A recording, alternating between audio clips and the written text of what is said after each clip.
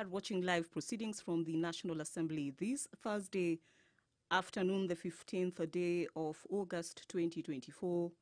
The second chair of the committees, the Honorable David Ochieng, has just ordered for the quorum bell to be rung for 5 minutes to implore members who are outside the chambers to come in and participate in the legislative agenda this afternoon. And according to the order paper, 3 bills, 9 motions, and 9 statements, among others, to be discussed, and that will be happening once the requisite numbers are attained. The orderly is there, keeping tabs as members are coming in. And as mentioned earlier, the National Assembly will be proceeding on a month's recess, quorum attained. We await official confirmation from the Honorable Ochieng.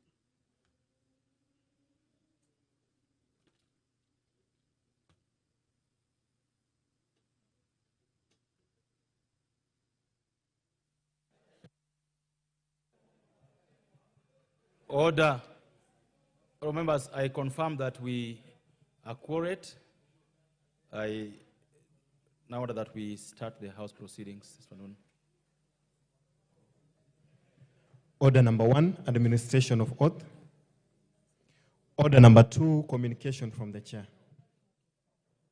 Members, take your seats. I have a communication to make. Honorable members, take your seats.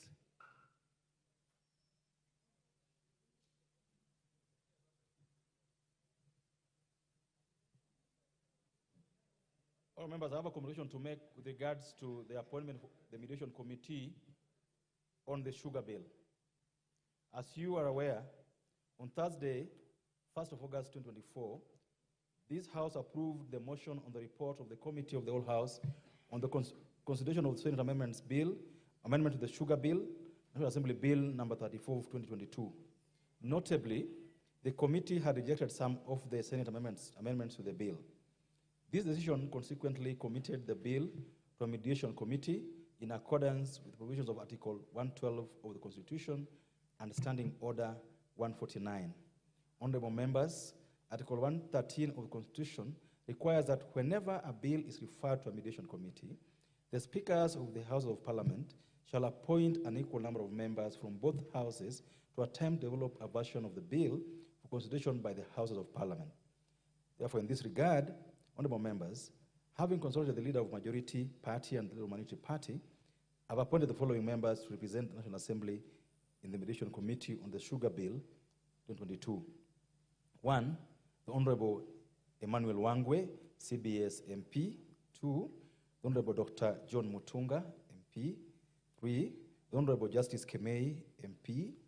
4, the Honorable John Okwisia Makali, MP. 5, the Honorable Nabi Nabuera Daraja, MP. 6, the Honorable John Walter Owino, MP. And 7, the Honorable Peter Masara, MP. Honorable members, the aforementioned members will await the appointment of senators to the mediation committee for the committee to be fully constituted for purposes of commencing the mediation process. Once I receive a message from the Senate to that effect, I'll convey the same to the House. Thereafter, the mediation committee will embark on an attempt to develop a version of the bill for consideration by Houses of Parliament in accordance with Article 113 of the Constitution. The House is accordingly guided. Thank you.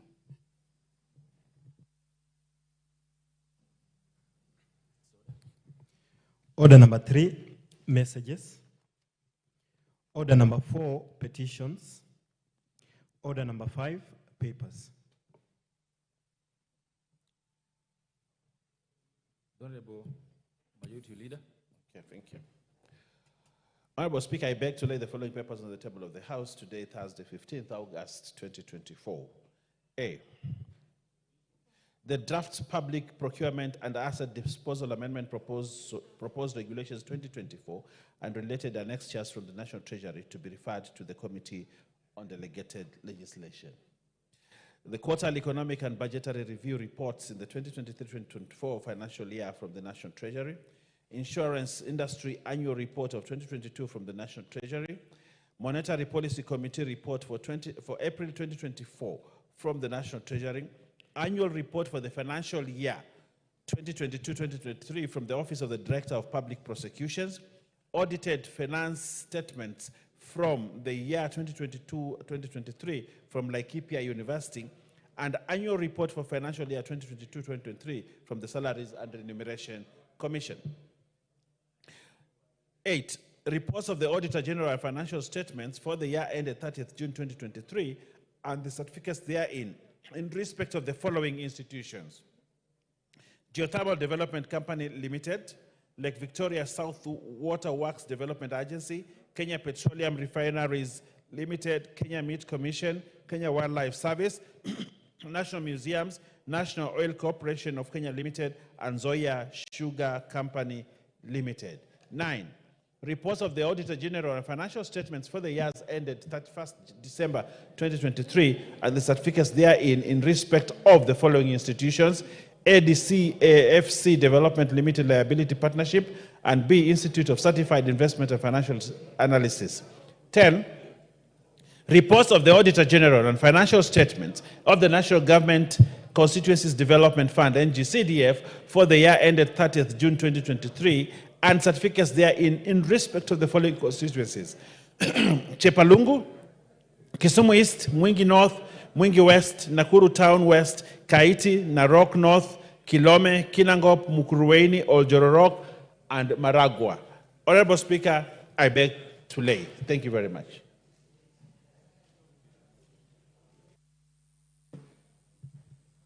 Chairperson, the Committee on Trade, Industry and Cooperatives,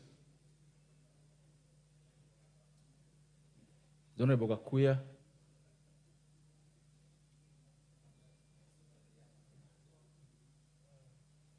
okay.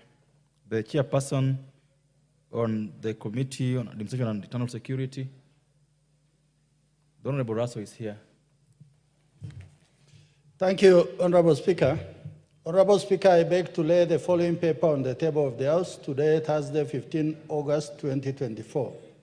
Report of the Departmental Committee on Administration and Internal Security on its attendance of the Commission on Narcotic Drugs held in Vienna, Austria, from 14 to 22nd March 2024. I beg to lay. Thank you. The Chairperson of the Committee on Diaspora and Migrant Workers. Thank you, Speaker.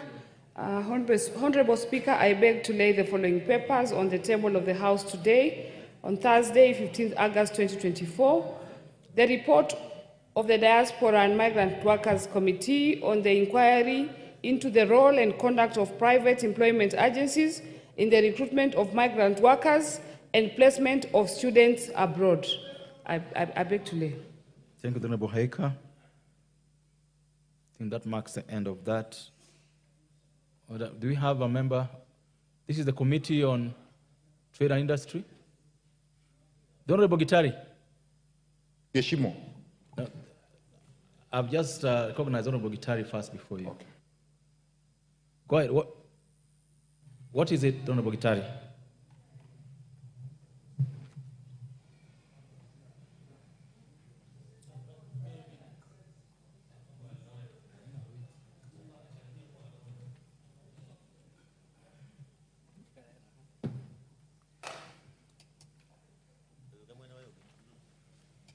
Honorable Speaker, I'm studying in the gap for Chairman's Committee, and I have a paper tray.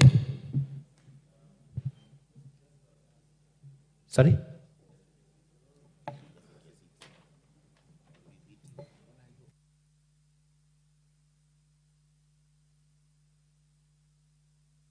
The Honorable Gitari, approach the table. Approach the clerk's table. The Honorable Gishimi, you had something to say.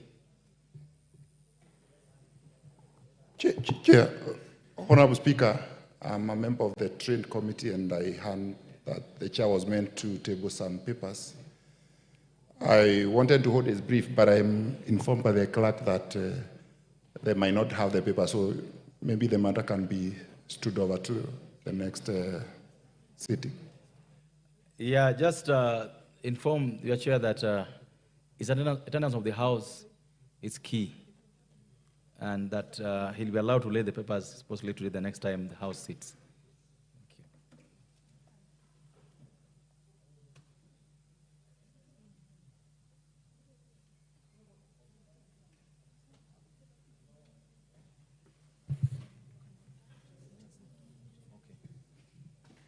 Honorable Gitari, you can take the seat next to the member just there, then you lay the paper. Honorable Gitari will lay the papers on the behalf of the chairperson of the Committee on Lands, I think. Go ahead. Thank you, Chair. Honorable Speaker, I beg to lay the following paper on the table of the House today, the 15th August 2024. Report of the Departmental Committee on Lands on its consideration of the Land Control Bill, National Assembly Bill 39 of 2023. Thank you. Next order. Order number 6, notices of motion.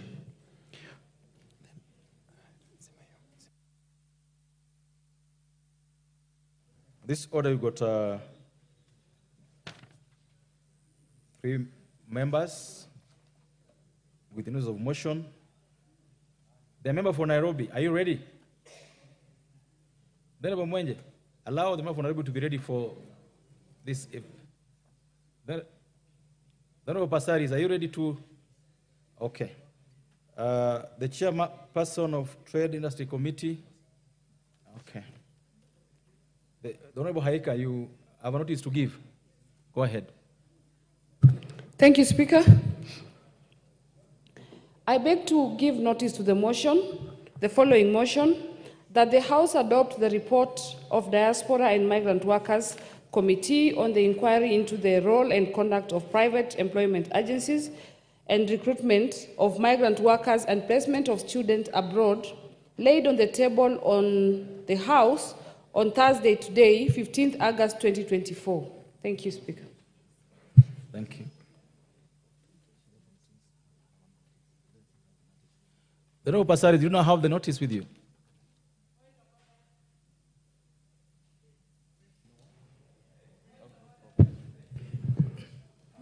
Honorable Pasaris, do you have the notice with you, or we need to give you more time? 1 more minute. It's actually coming down. Sorry, sir. Okay. The Honorable Minority Whip, you are recognized and welcome to the House this afternoon. Go ahead. Thank you, Mr. Speaker, for recognizing me. And Mr. Speaker, I just have 2 issues that I wish to raise. One which is relating to what you have just said, Honorable Minority Whip. I would like to seek the guidance of the House, of the leadership of the House, as to my correct title. Okay. Whether I am broad-based whip or whether I am the main whip. I know there are only 2, broad-based and main. So I think I am the main one, so if you could just ask the House to be acknowledging me as the main whip. The Honorable Millie. Yes. You are quite okay, but could we finish? Because we are in the middle of order number 6. And nothing is out of order with order number 6. So let's deal with that, then we come to you. Honorable Pasaris, this is your chance. Thank you, Honorable Speaker, for your indulgence, and my apologies.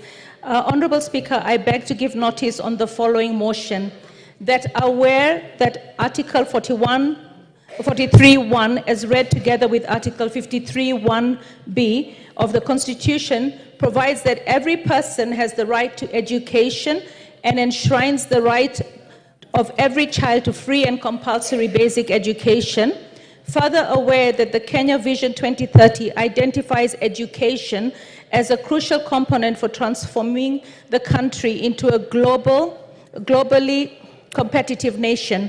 Appreciating that bursaries play a vital role in supplementing funding for enhancing access to education, particularly for students from disadvantaged backgrounds, and contributes to the realization of universal basic education, noting that various education bursaries exist in the country, including ward-based level bursaries, county governments bursaries, National Government Constituency Development Fund, NGCDF, the National Government Affirmative Action Fund, NGAF, and the Presidential Secondary School Bursaries, PSSB, further noting that the evolution of bursary schemes from centralized to community-based administrations aimed to enhance educational access, equity, and responsiveness to local needs, concerned that despite these efforts, the current bursary system faces numerous challenges, including lack of standardized and transparent selection criteria, delay in disbursement of funds, and insufficient coverage of education costs, leading to gaps of support. Further concerned that these challenges have resulted in persistent disparities in education access, increased dropout rates, particularly in secondary schools due to financial constraints, and strain on household incomes as families struggle to meet educational expenses not covered by bursaries. Acknowledging that the implementation of community-based bursary schemes has not fully achieved its intended objective, hence the need to reevaluate the current bursary systems with a view to ensuring equitable and free access to quality education for all students. Cognizant that the duty of the government to provide free basic education can be best achieved by consolidating education funds and directly remitting to public schools. Now, therefore, this House urges that the government, through the Ministry of Education, in collaboration with various stakeholders, undertakes a comprehensive overhaul of the educational bursary systems with a view to collapsing all bursary schemes and allocating funds to the State Department of Education for provision of free basic education through capitation to be directly remitted to schools. Thank you, Honorable Speaker. Thank you. Before I listen to Millie, Honorable Millie, I would like to reorganize the order paper so that we do order 8 and 9, then we come back and listen to Honorable Millie, and then go to order number 7.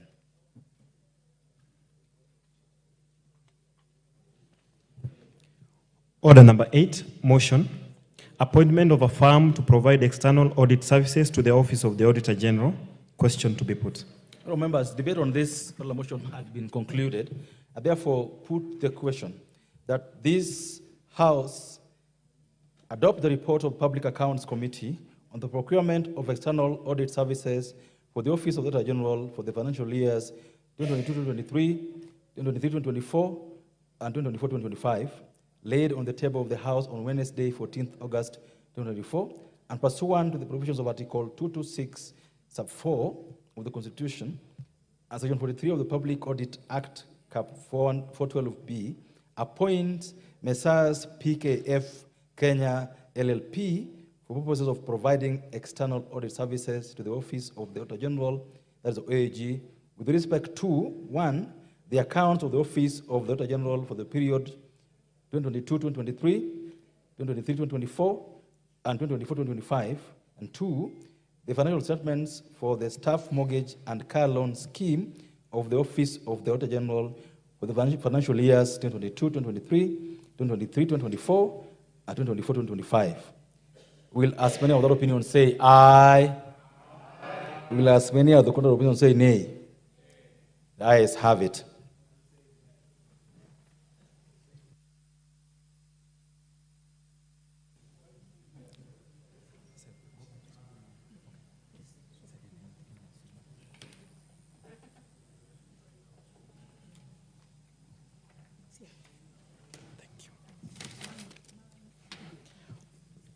Order number 9, the Kenya Revenue Amendment Bill, Amendment number 2 Bill, National Assembly Bill number 35 of 2024, first reading. A bill for an act of parliament to amend the Kenya Revenue Authority Act. Thank you. Order number 7, questions and statements. Honorable Millie, this is your chance now to say what you wanted to say at that time. Thank you, Mr. Speaker, for giving me this opportunity. And Mr. Speaker, before I raise the issue that was of concern to me, I just wanted to indicate that I might have bouts of interruptions because I'm coughing a little. And I think that there is an outbreak of influenza in the country. And the Ministry of Health needs to tell the public that there is a problem and that there is a way that we need to manage it. Because I put it on my Facebook and everybody is commenting. And because there is no proper way of management, it's becoming a challenge. It's not a problem if you have a problem in the country. You just need to find better way of managing.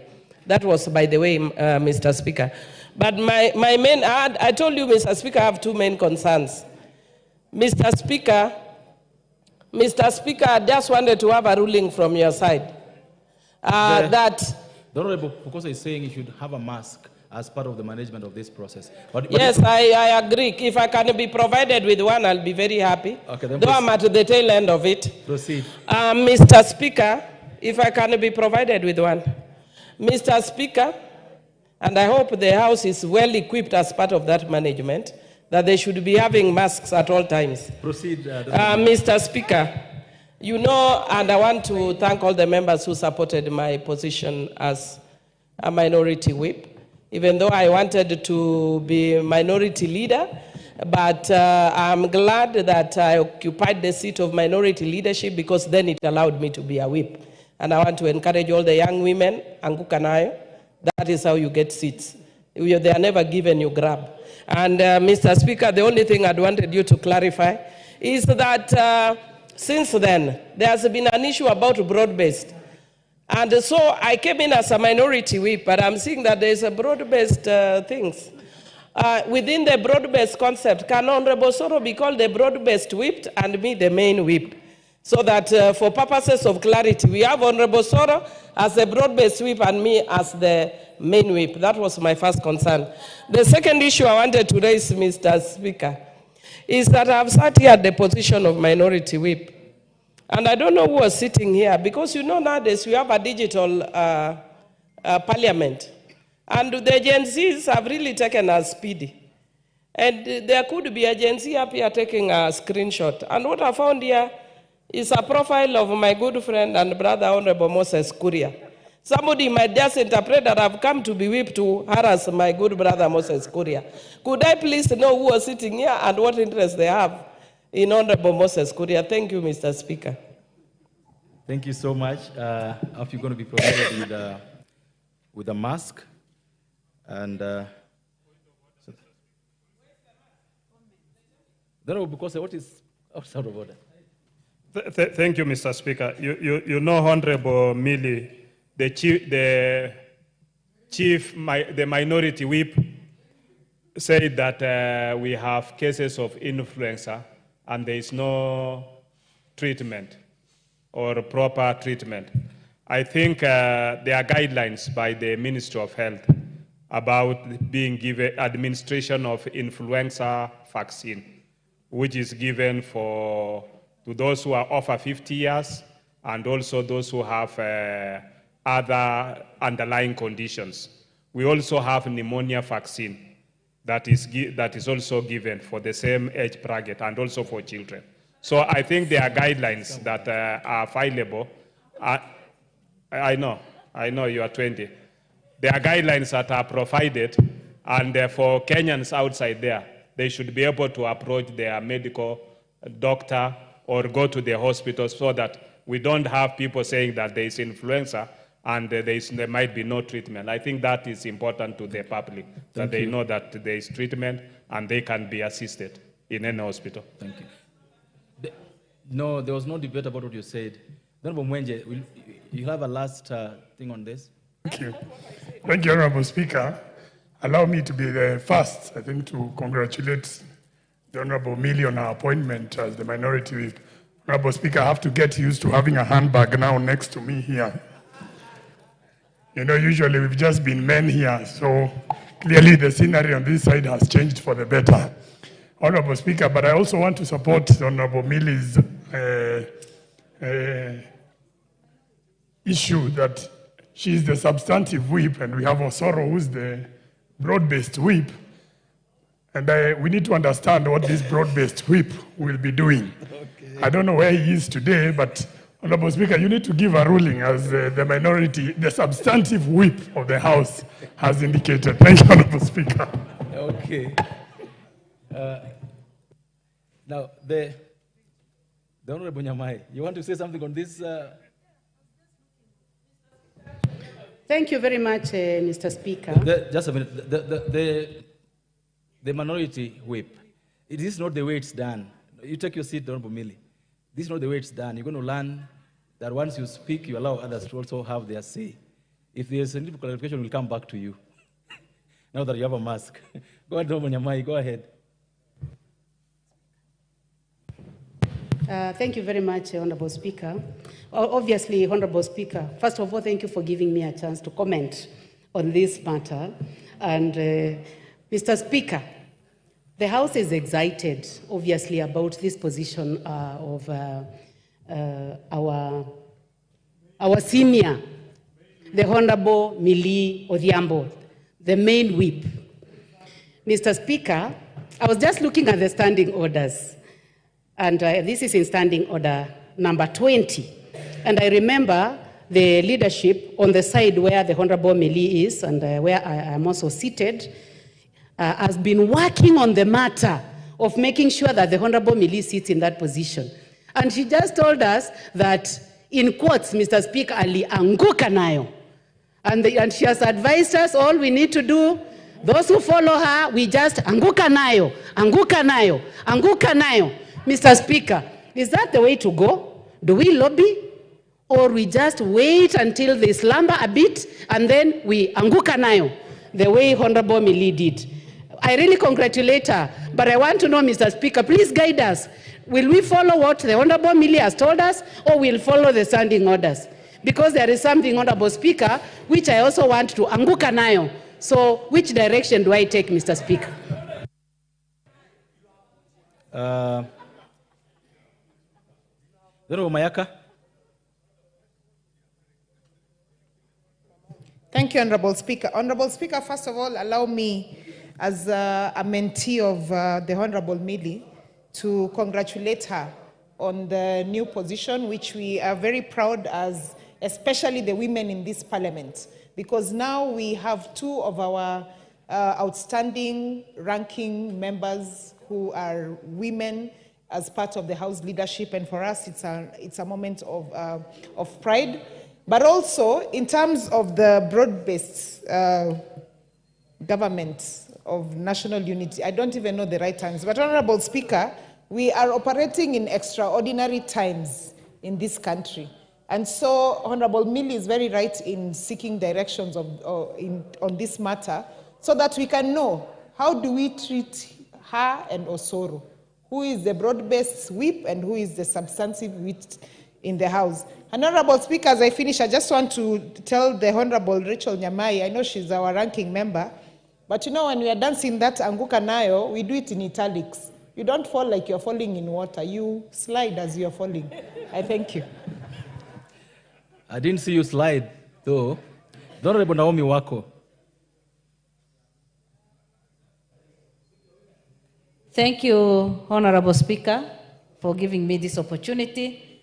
May I also take the same opportunity to congratulate our senior Honorable Millie for the seat that she's occupying, and she seems to be occupying it fully.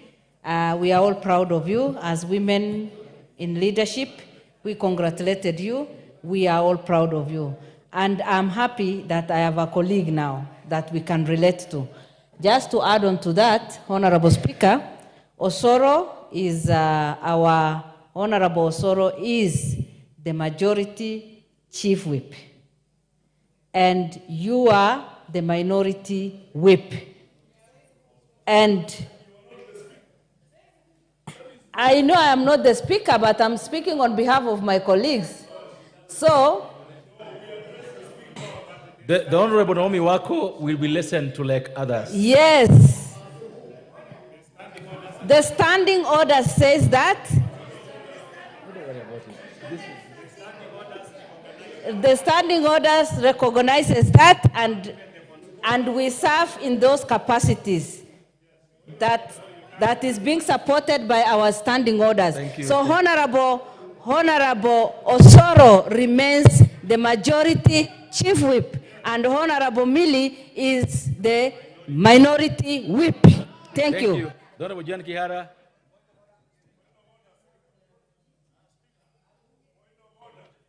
Honorable Jan Kihara, all of you are on a point of order.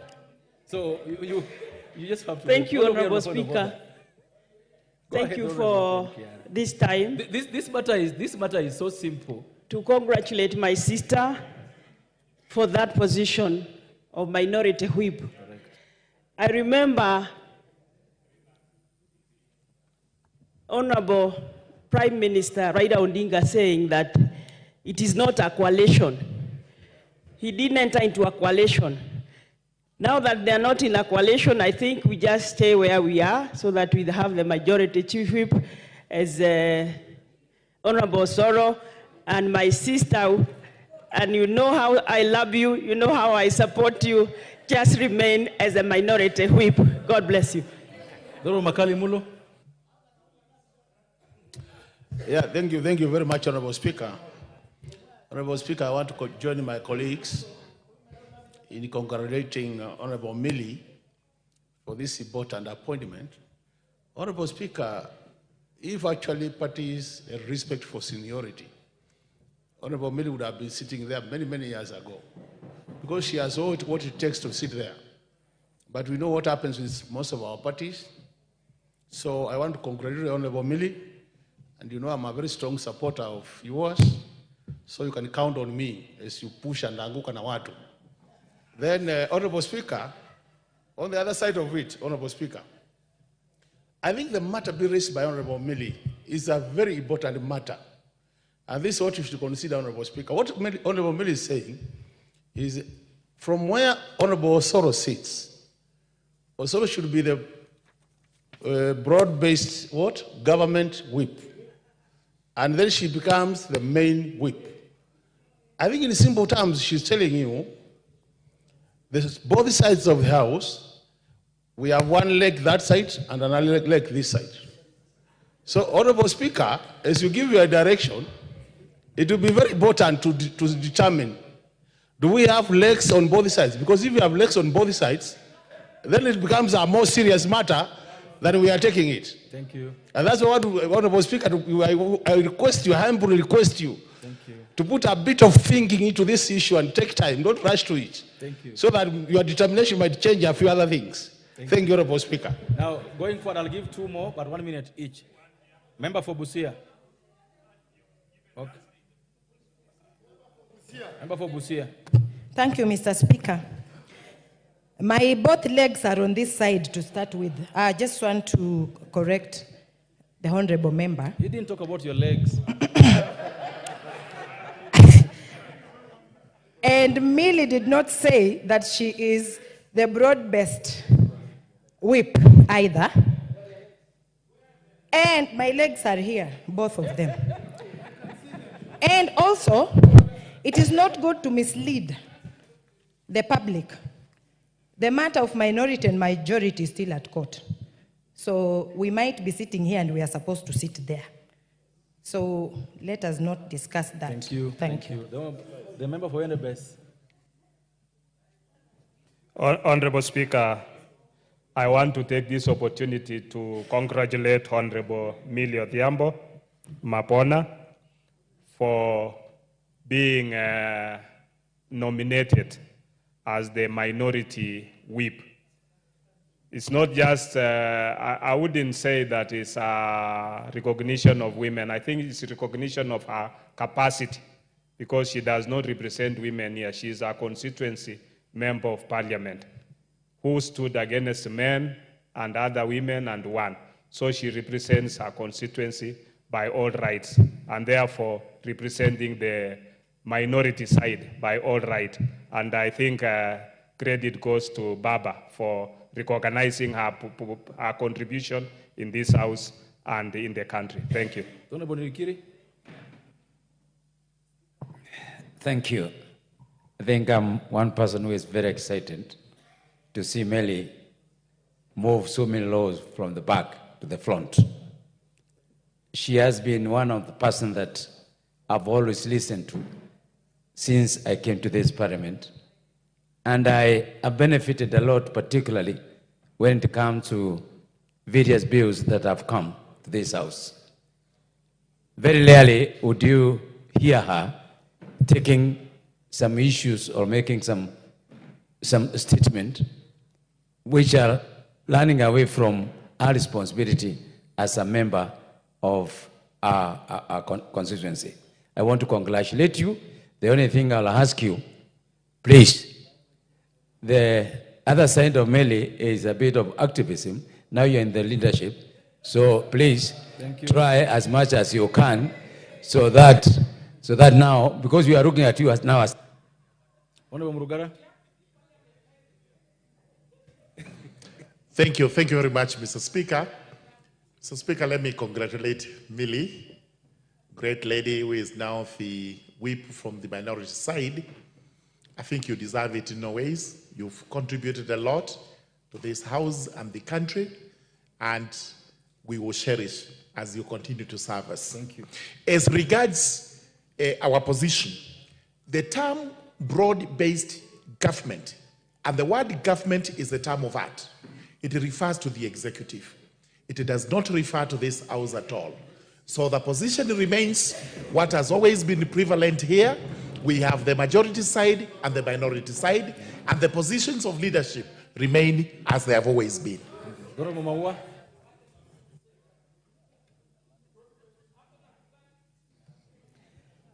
Thank you, Mr. Speaker, for giving me this chance so that I first of all congratulate our senior here, Honorable Mary Odhiambo.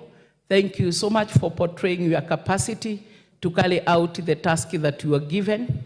But Mr. Speaker, if it were not for just getting this time to debate a point that already has an answer, I want to say, and I want to support my colleague here, that the issue of broad-based is a word that came, or a statement that came from the executive. It has no legal basis when it comes to our parliamentary work that we are supposed to do. So, Mr. Speaker, to me, it is within the standing orders that we have the majority whip and the minority side. And therefore, my dear sister and colleague, continue being the minority whip. Thank you. The member for Nambale. 1 minute.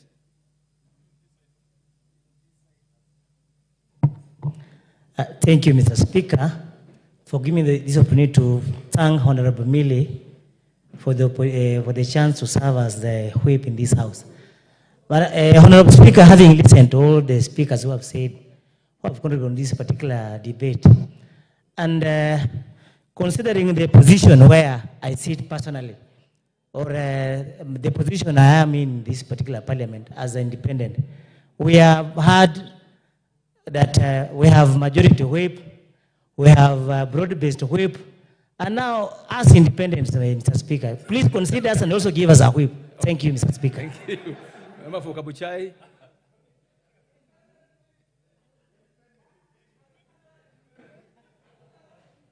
Thank you very much, Mr. Speaker. Mr. Speaker, I think Kabuchai cannot be left out in congratulating Honorable Millie in her new capacity. We know, Mr. Speaker, that she's equal to the task of carrying the responsibility of that position, Mr. Speaker. And, Mr. Speaker, I've had a lot of respect for her. Before I became a member of Parliament, while at home I've been watching her as she carries on all her political duties in this House. I believe, Mr. Speaker, that she can do that. And, Mr. Speaker, about regarding her and Honorable Soro, I think the House can make a timetable, Mr. Speaker, who becomes chief which week and which week they can share positions. Thank you, Mr. Speaker. Thank you. Member for Elders. Thank you, Mr. Speaker. I mean, I've just given 5 this side, so you can be sure we're going to get 5 this side. So call your horses. And I hope you will consider the time. Mr. 1 Speaker, minute each. Allow me to congratulate Honorable Millie. Honorable Millie, as ranking member, has also been our chair as parliamentarians for global action. And I want to appreciate Millie as an astute, very pragmatic, and a quintessential debater and leader. And that's one thing that ODM has just realized, belated though. Mr. Speaker, that being the case, Standing Order 106, as read with Standing Order 19A, clearly refers to whether these issues are relevant, and two, the issue of minority and majority is clearly spelled out under Standing Order. So will I be right to say that we are debating something that is extremely ought to have been discussed outside this House? Thank you. And secondly, Mr. Speaker, the Honorable Naomi Wako clearly said this, she was not given an opportunity. Actually, what she said is what we are debating. And therefore, the issue of broad-based government is a rumor in this House. Thank you. Is a rumor that can only be attributed to outside. As parliamentarians, the structure still remains minority. Thank you. Member for Bumula. Indeed, Mr. Speaker, Honorable Millie is one of the outstanding debaters in this House. She's a person I've admired for very many years, even before I joined this House. She's a friend I've known for some time. We share common friends. Yeah, I've admired her debating skills. And I think, though belatedly, I think our minority party has done the right thing. And I have a lot of faith that Millie Odhiambo is going to steer our coalition to greater heights.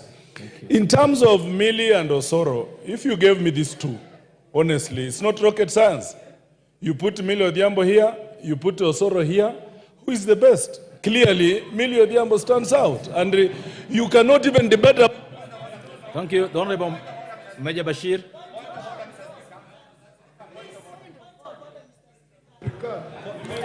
Thank you, Honorable Speaker. First and foremost, I want to take this opportunity to congratulate Honorable Millie. Honorable Millie is also a ranking member in the Defense, Intelligence and Foreign Relations Committee, and I can attest to that she's equal to the task, and she's a performer. And I want to tell her that the sky is the limit and to continue. On matters of minority majority, we follow the standing orders, which is very, very clear. I talked about minority side and majority side. Anything outside the standing order is something that we can discuss outside this House. So I think let us congratulate Millie as the minority chief whip, and welcome. Thank you. Thank you. Members, I think the Honorable Millie needed recognition as the minority whip. And I think we've done enough of that. Not so. We needed to congratulate Millie. We've done so. And I think the matter should rest there. As far as standing order number 20 is concerned, if there are two people who people assume are married, but they all insist they are not married, why do you insist that they are married when they are saying they're not married? I mean, we had BBI, now we had BBG, but like the Honorable Adan has said, all that is rumors. This House was guided by the Speaker on the 7th of August, which is last week, on the leadership of the minority side. And I refer you to Communication number 41 of 2024 that was delivered last week by the Honorable Speaker about the minority side appointing the Honorable Junet and the Honorable Millie as the minority leader and minority whip respectively. That is the order of leadership in the minority, and that remains the law and the position. Next order. Order number 7, questions and statements. All members, we have a number of members who have questions and statements. I will start with just request that you be alert. We'll start with the member for Manyata.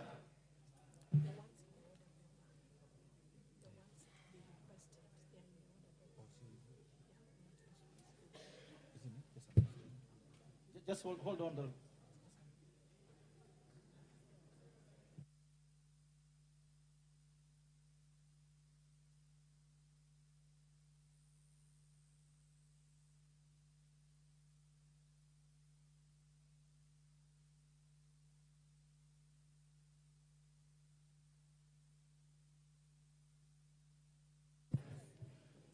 members who are requesting statements, we start with the member for Kandara, the Honorable Chege Njuguna, MP.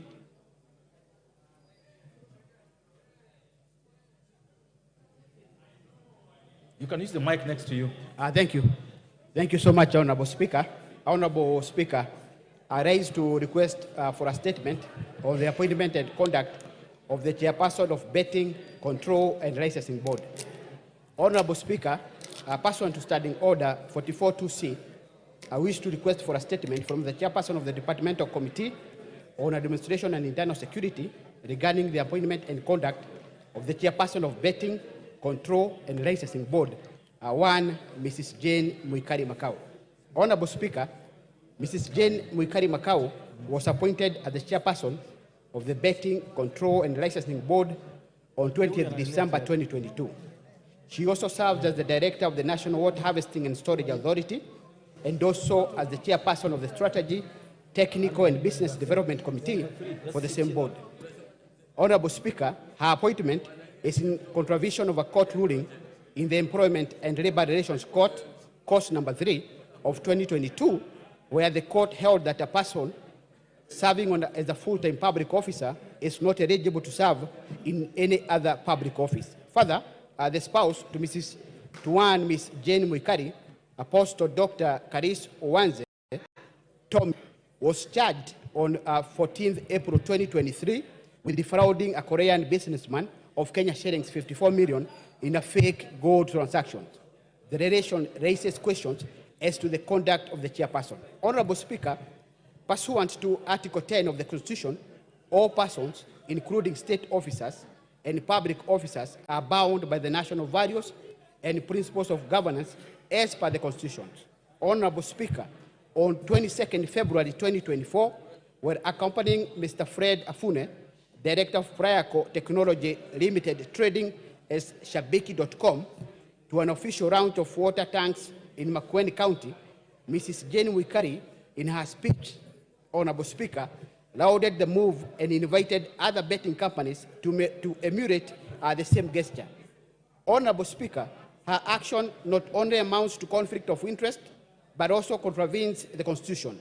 Additionally, Honorable Speaker, noting that the Finance Action Task Force, the global anti-money laundering watchdog, recently included Kenya on the list of grey-listed countries. There is anxiety that a number of people may use gambling as a means of laundering money, thereby jeopardizing the economy of the country. Honorable Speaker, it is against this backdrop that I seek a statement from the chairperson of the Departmental Committee on Administration and Internal Security on the following. Honorable Speaker, number one, could the Minister of Interior and National Administration expound on the measures being, if any, taken to address the appointment of the chairperson, which is in contravention of the court ruling in course number 3 of 2022. Honorable Speaker, number two, could the Ministry provide the mechanisms put in place to avert cases of conflict of interest in the board? I thank you, Honorable Speaker. Thank you. Honorable members, because of the number of requests today, we will not allow members to comment on those requests. The next member who has a request is the member for North Hall, the Honorable Ade Wario.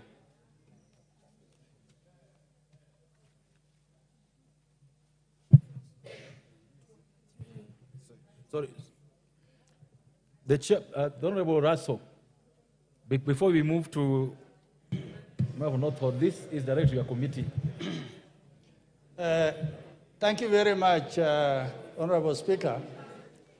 I heard what my honorable colleague has presented as a statement. It borders on a civil case, but also it talks about court ruling. I think as a committee we will have to sit first of all, but we will also not delay. We will dispatch it to the ministry, and then we'll give the House feedback as soon as we come from the recess, the second week after recess, Honorable Speaker. Thank you. Honorable Njuguna, is that okay with you? Thank you, Honorable Speaker. I agree with my Honorable Member Speaker. Thank you. Thank you. Thank you. So 2 weeks after We resume from recess. Member for North Hall. Thank you, Honorable Speaker. Honorable Speaker, I rise to request for a statement regarding the brutal and senseless killings of innocent and peace-loving Kenyans along Kenya-Ethiopian border. Honorable Speaker, pursuant to provision of Standing Orders 44-2C, I wish to request for a statement from the chairperson of the Departmental Committee on Administration and Internal Security regarding the recent tragic attack on civilians along Kenya-Ethiopian border in Marsabit County. Honorable Speaker, on Monday, 12th August 2024, at around 23 hours, a horrific incident occurred between Eledimtu and Forole along the Kenya-Ethiopian border in Northern Constituency, Marsabit County. A group of unidentified gunmen ambushed a truck transporting food supply from Nairobi to Dukana, resulting in death of at least 8 Kenyans and leaving one sustaining multiple and life-threatening injuries. The assailants sent the truck ablaze, burning the bodies of the victims beyond recognition. Such acts of violence not only result in the loss of lives, but also disrupt livelihoods, destruction of property, and threaten the social norms of our communities. The potential of Marsabit County and its people cannot be realized under the shadow of insecurity. It is imperative that our approach to policing and security in this region evolves from being reactive to proactive and preventive. Honorable Speaker, it is against this backdrop that I request for a statement from the chairperson of the Departmental Committee on Administration and Internal Security on the following. 1, a detailed account of the attack, including the current set of investigation, those who are involved, and why. Number 2, long-term security measures being implemented to prevent such incidences from recurring, including strategies for enhanced border surveillance and community policing.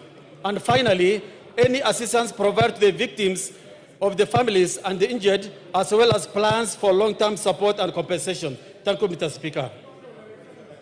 Thank you. Thank you very much, Honorable Speaker. Honorable Speaker, I am personally aware of what Honorable Ade is presenting, the MP for Northern. The ministry and the national government is actually already seized with this matter, but the points he has requested, I think the committee will deal with it, and I think we'll be able to do it as soon as it's practically possible. But the ministry is already seized with it, Honorable Speaker. Are there timelines? We don't want to give ourselves 2 weeks because we can give them, we can give him feedback in a week's time because already people on the ground are doing some work. Thank you. The Honorable Member for North Hall, is that okay with you?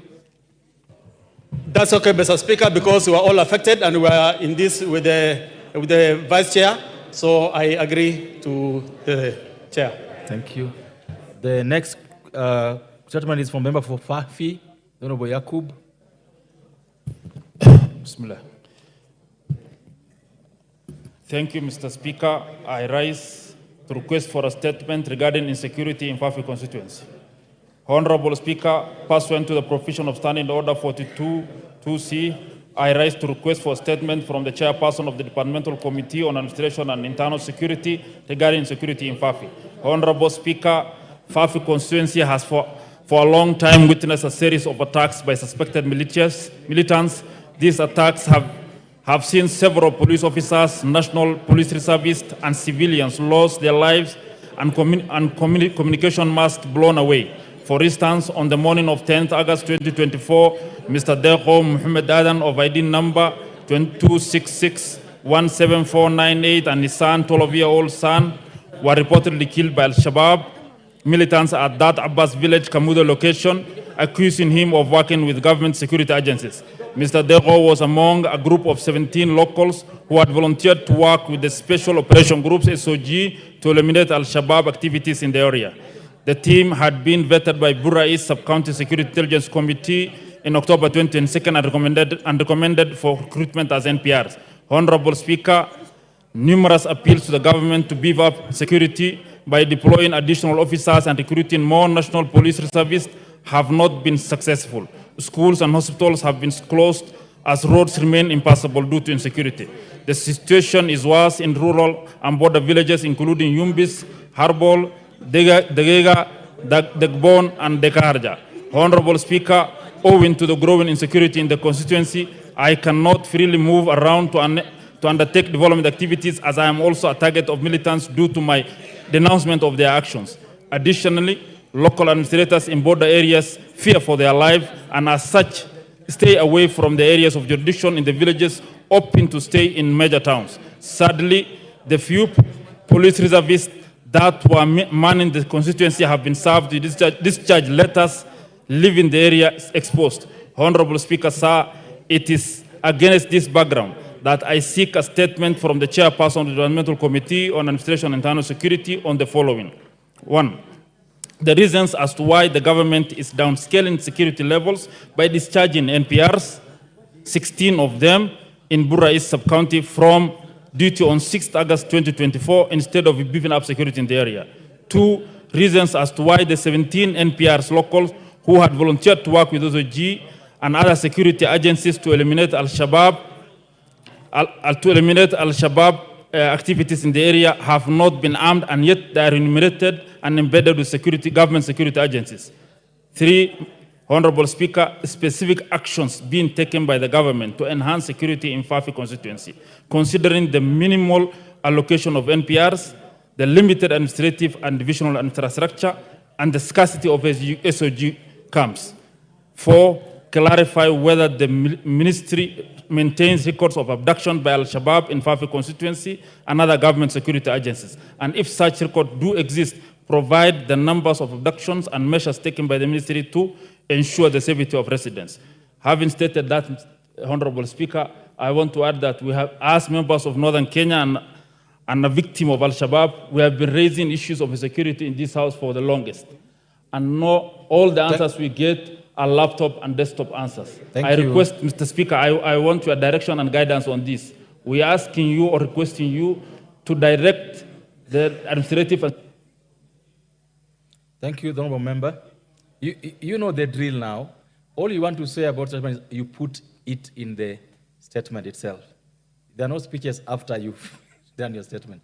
Honorable Dido Rasto, this is your day. Thank you very much, Honorable Speaker. Honorable Speaker, today our committee was vetting the nominee for Inspector General. And as you are fully aware, we also just had the CS for Interior. I think one of the things the committee has been grappling with, particularly in the ASAL, where Honorable Ade from Northern just raised that issue, and also the MP from Garissa. I think the thinking now for the committee and also Ministry of Interior is to relook at the security architecture in the ASAL. And that is why, of course, you talk about the laptop answers. Honorable Speaker, I seek your indulgence that we give a response the second week after recess. Thank you, Honorable Speaker. Thank you. The Honorable Yakub, the Honorable member has told you what they're going to do. At that time, when they give the answer, you'll tell me whether it's desktop or laptop. Then you deal at that level. Okay?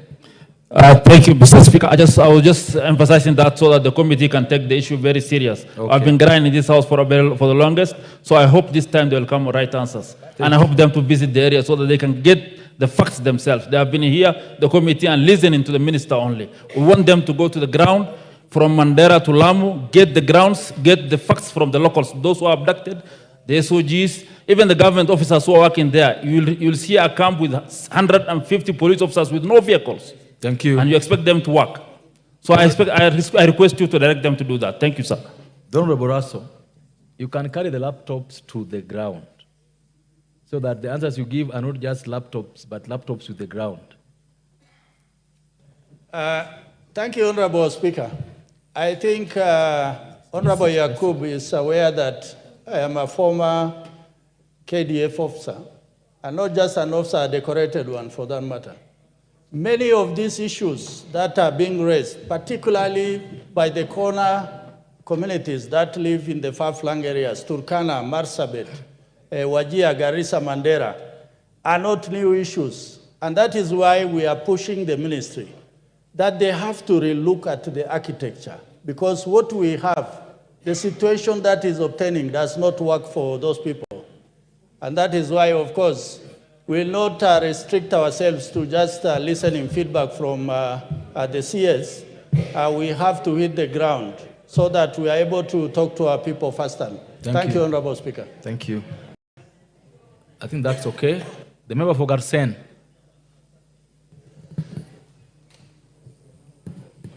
Thank you, Honorable Speaker.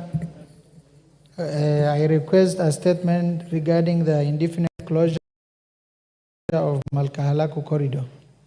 Honorable Speaker, pursuant to the provision of Standing Order 44-2C, I raise to request for a statement from the chairperson of the Departmental Committee on Tourism, Wildlife regarding the indefinite closure of Malkahalaku corridor that runs between Savo East National Park and Galana Kulalu. Honorable Speaker, we appreciate the natural resources are cornerstone for the attainment of Sustainable Development Goals, SDG.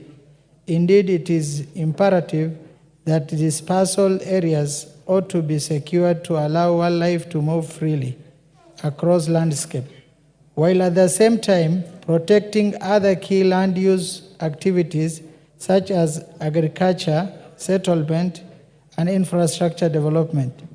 Over the years, residents of Garseni constituency and neighboring communities have faced constant human-wildlife conflict, which has affected their livelihoods.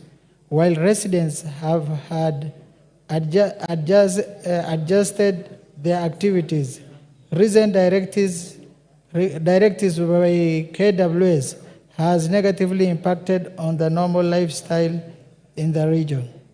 Honorable Speaker, the Kenya Wildlife Services, KWS, recently closed the corridor connecting Savo East National Park and Galana River with claims of area residents trespassing in the park. This has impaired movement of persons in the area. Additionally, reports of harassment of residents have been made where persons are arrested and arraigned in Kitui and Voi instead of Garseni Court.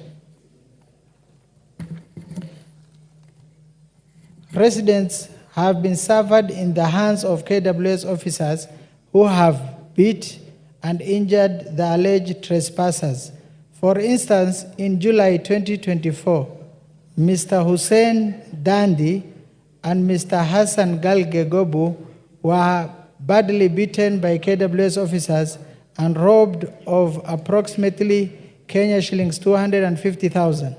This harassment has continued despite the presidential directives of 29th July 2024 in Garseni constituency, Kone area.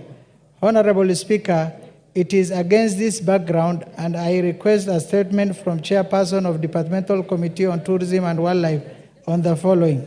Number one, the status of the implementation of directives by His Excellency the President of 29th July 2024 regarding opening of the corridor to ensure residents access water at Galana River. The number and particulars of people that have been arrested by KWS officers for alleged trespass since the beginning of this year. Number three, the reason for arrested persons being arraigned in Kitui and Voi and not being taken to the nearest court, which is Garseni Law Courts and Malindi Law Courts. Number four, the number of human-wildlife conflicts cases reported within Tana River County in the last 1 year, and the compensation provided by KWS to the residents around the Savo East, Kone, Asa area, and Garsen Central Kipini West. Number 5, steps that KWS is taking to cultivate good relations with communities who are the largest host of wildlife. Thank you, Honorable Speaker. Thank you. Quite a long one. The chairperson for the Committee on Tourism and Wildlife.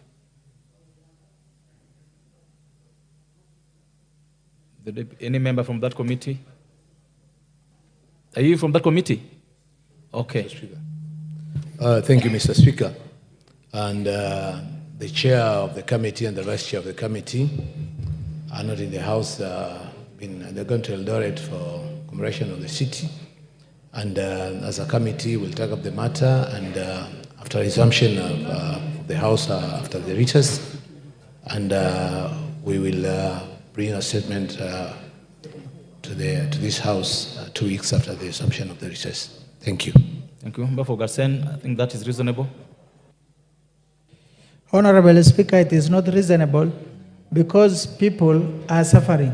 There is severe drought there. There is people don't access water.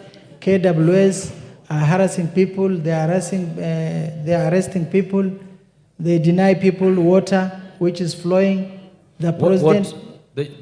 What would you rather that the committee does? Chair, the committee should direct the KWS as the president directed to community to access water immediately, Chair. Okay. Honorable Hamis.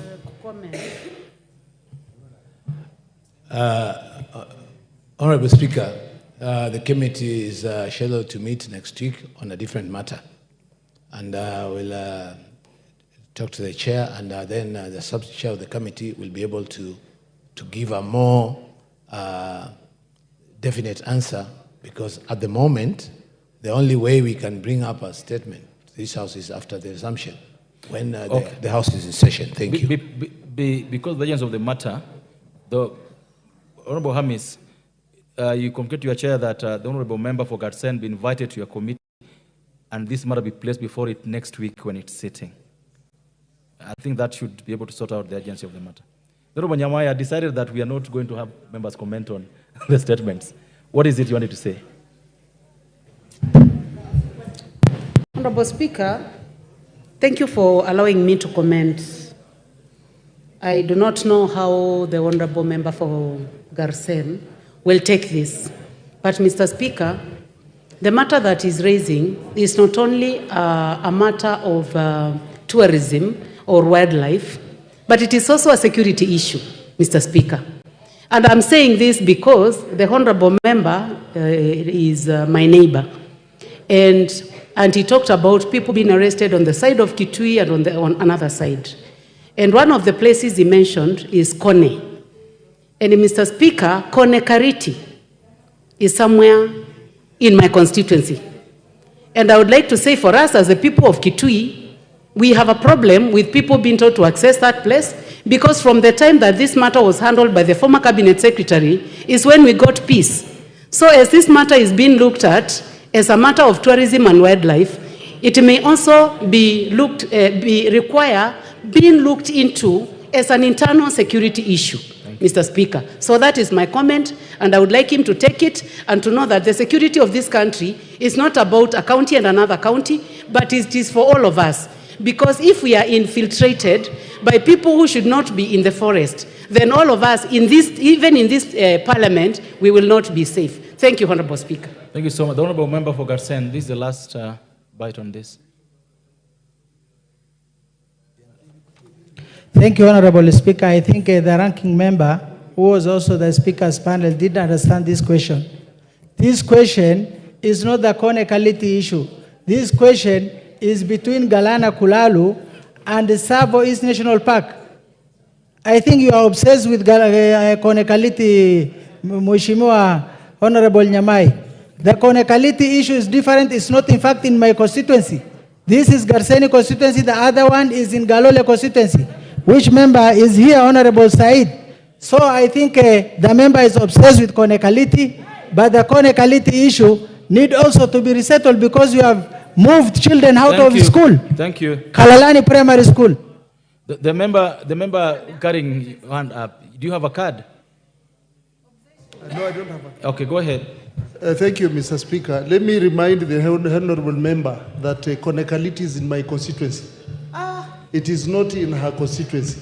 Okay. The people who are staying there are Ormas. In Kitui, there are no Ormas. Thank you. Those are the... Thank you. So thank you. The member for Kitui South is guided to bring a statement on that matter if she wants it handled the way she proposes. This matter for now will go to the relevant committee, which is the Committee on Wildlife. Then the matter of security will be handled with the relevant committee when a statement in regard to that is brought before the House. Before I go to the next statement, allow me, members, and join me in welcoming students from Tinga Taylor Comprehensive School from Cape Kilion West in Kericho County, and students from Borowet Primary School, again from Cape Kilion West, Kericho County. They are seated in this public gallery and are welcome to follow proceedings this afternoon. The next would be the member for Lurambi. Thank you, Honorable Speaker. Pursuant to the provisions of Standing Order number 441, 2 and C, I wish to request for a statement from the chairperson of the Departmental Committee on Agriculture and Livestock regarding the reduction of sugarcane prices by the Agriculture and Food Authority, AFA. Honorable Speaker, the Agriculture and Food Authority, AFA, was established under Section 3 of the Agriculture and Food Authority CAP Act, CAP number 317, with the mandate of regulating, developing, and promoting scheduled crops in the country, including sugarcane. The authority plays a crucial role in promoting crops value chain for increased economic growth in the country.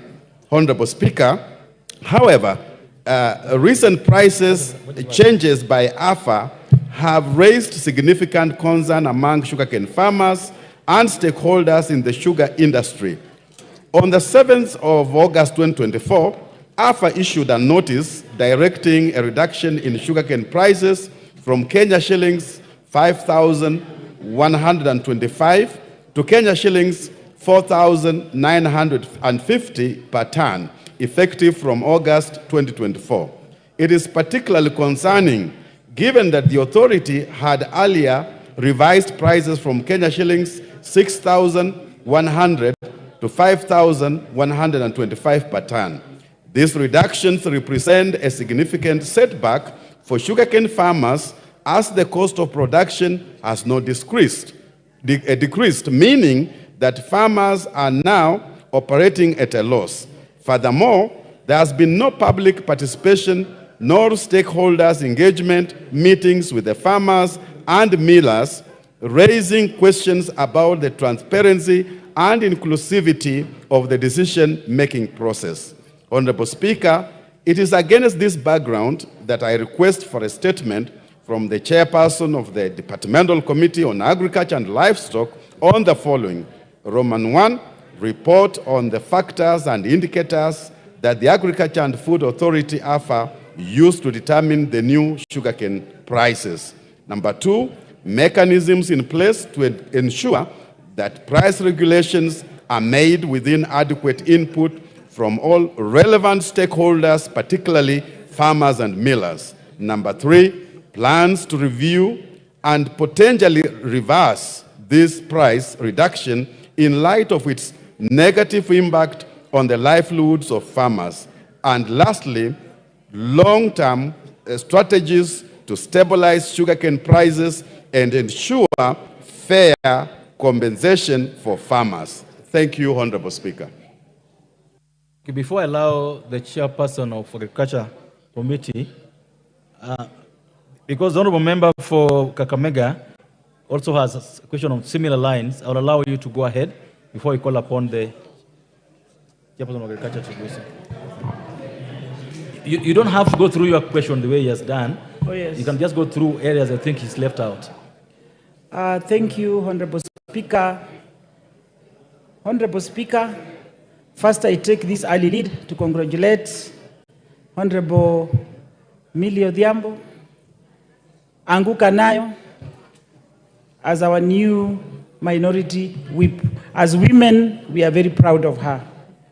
Honorable Speaker, as I add my voice to this serious matter, on August 7, 2024, the Acting Director of the General Directorate within the Agriculture and Food Authority issued a circular, Honorable Speaker, addressed to all millers.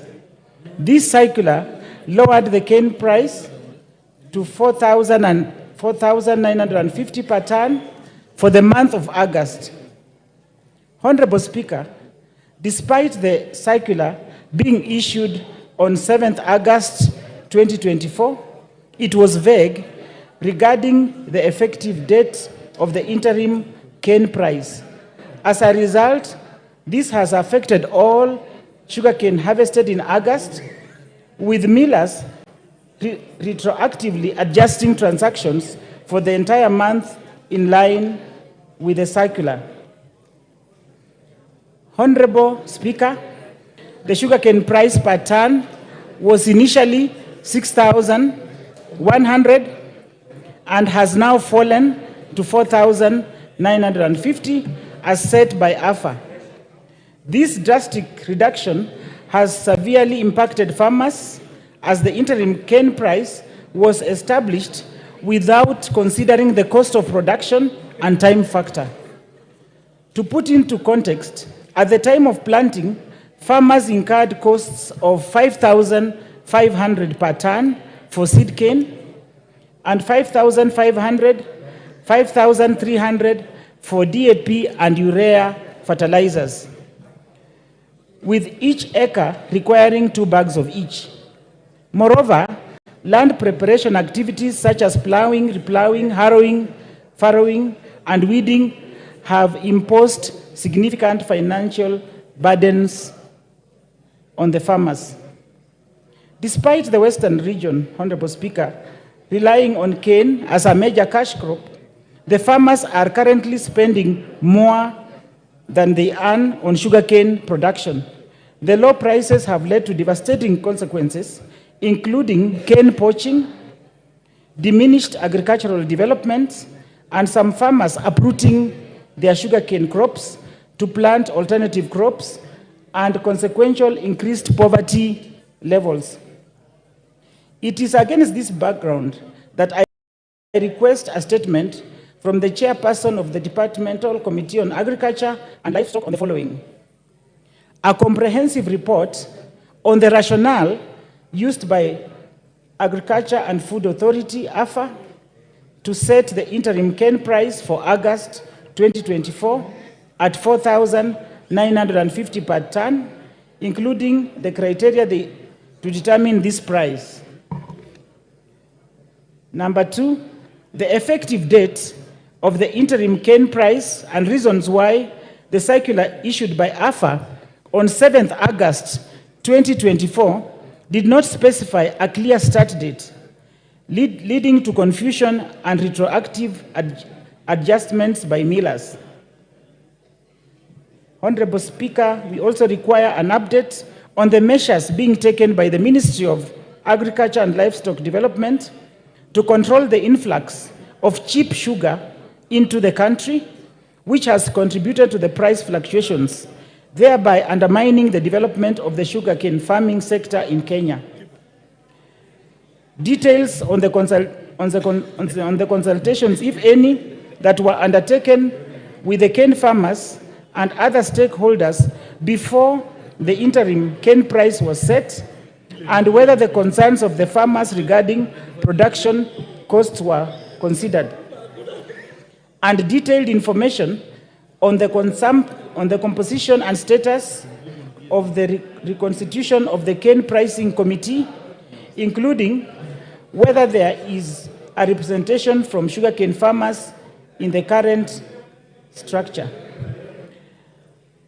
Honorable Speaker, allow me to note that for farmers to continue growing cane, the sugar prices must be adjusted. For farmers to continue paying school fees, the sugarcane prices must be adjusted.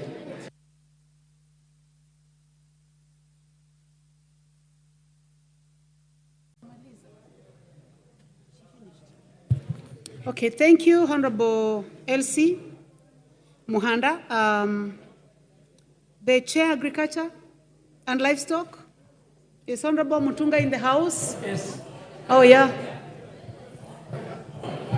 Honorable Speaker, I have heard what the honorable members asked.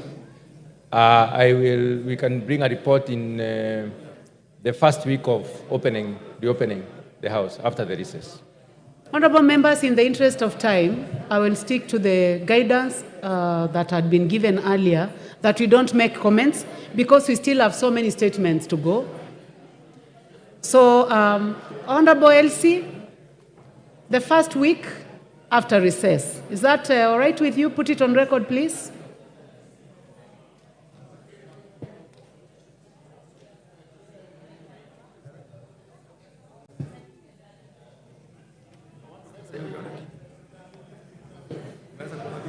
No, we have already passed that. Next. The Honorable Titus Kamala.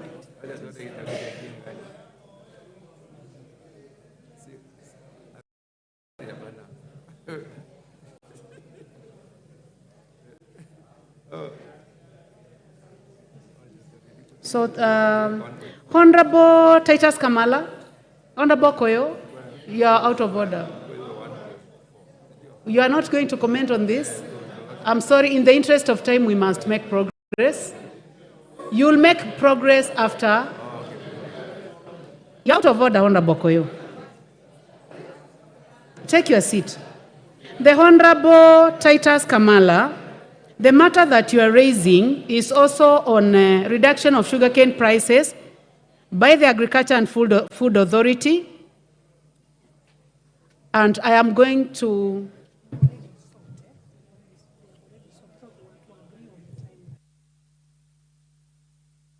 very much in terms of timelines, it will be answered in the first week after recess.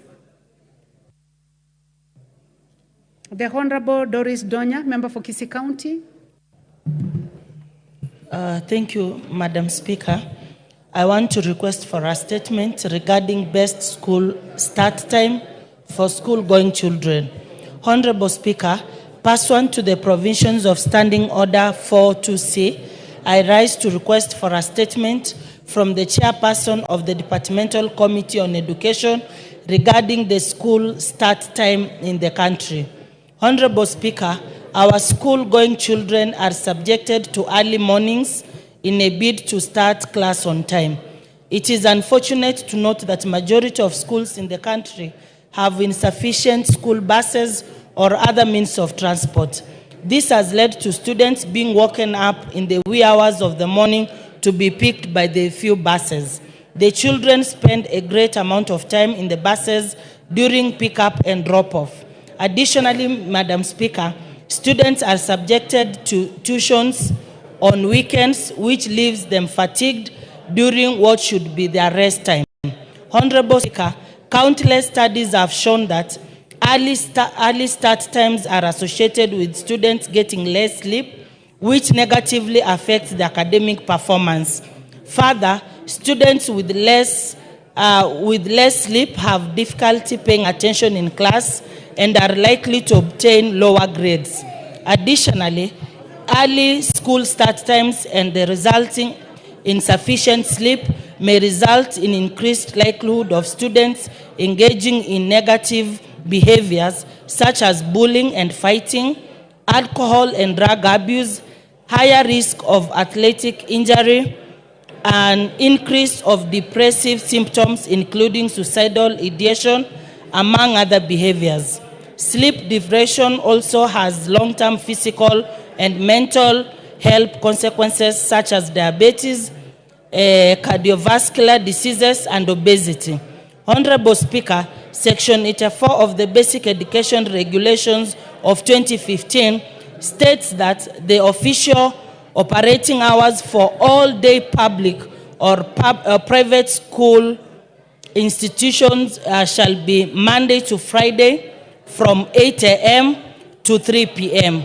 for class hours and 3 p.m. to 4:45 p.m.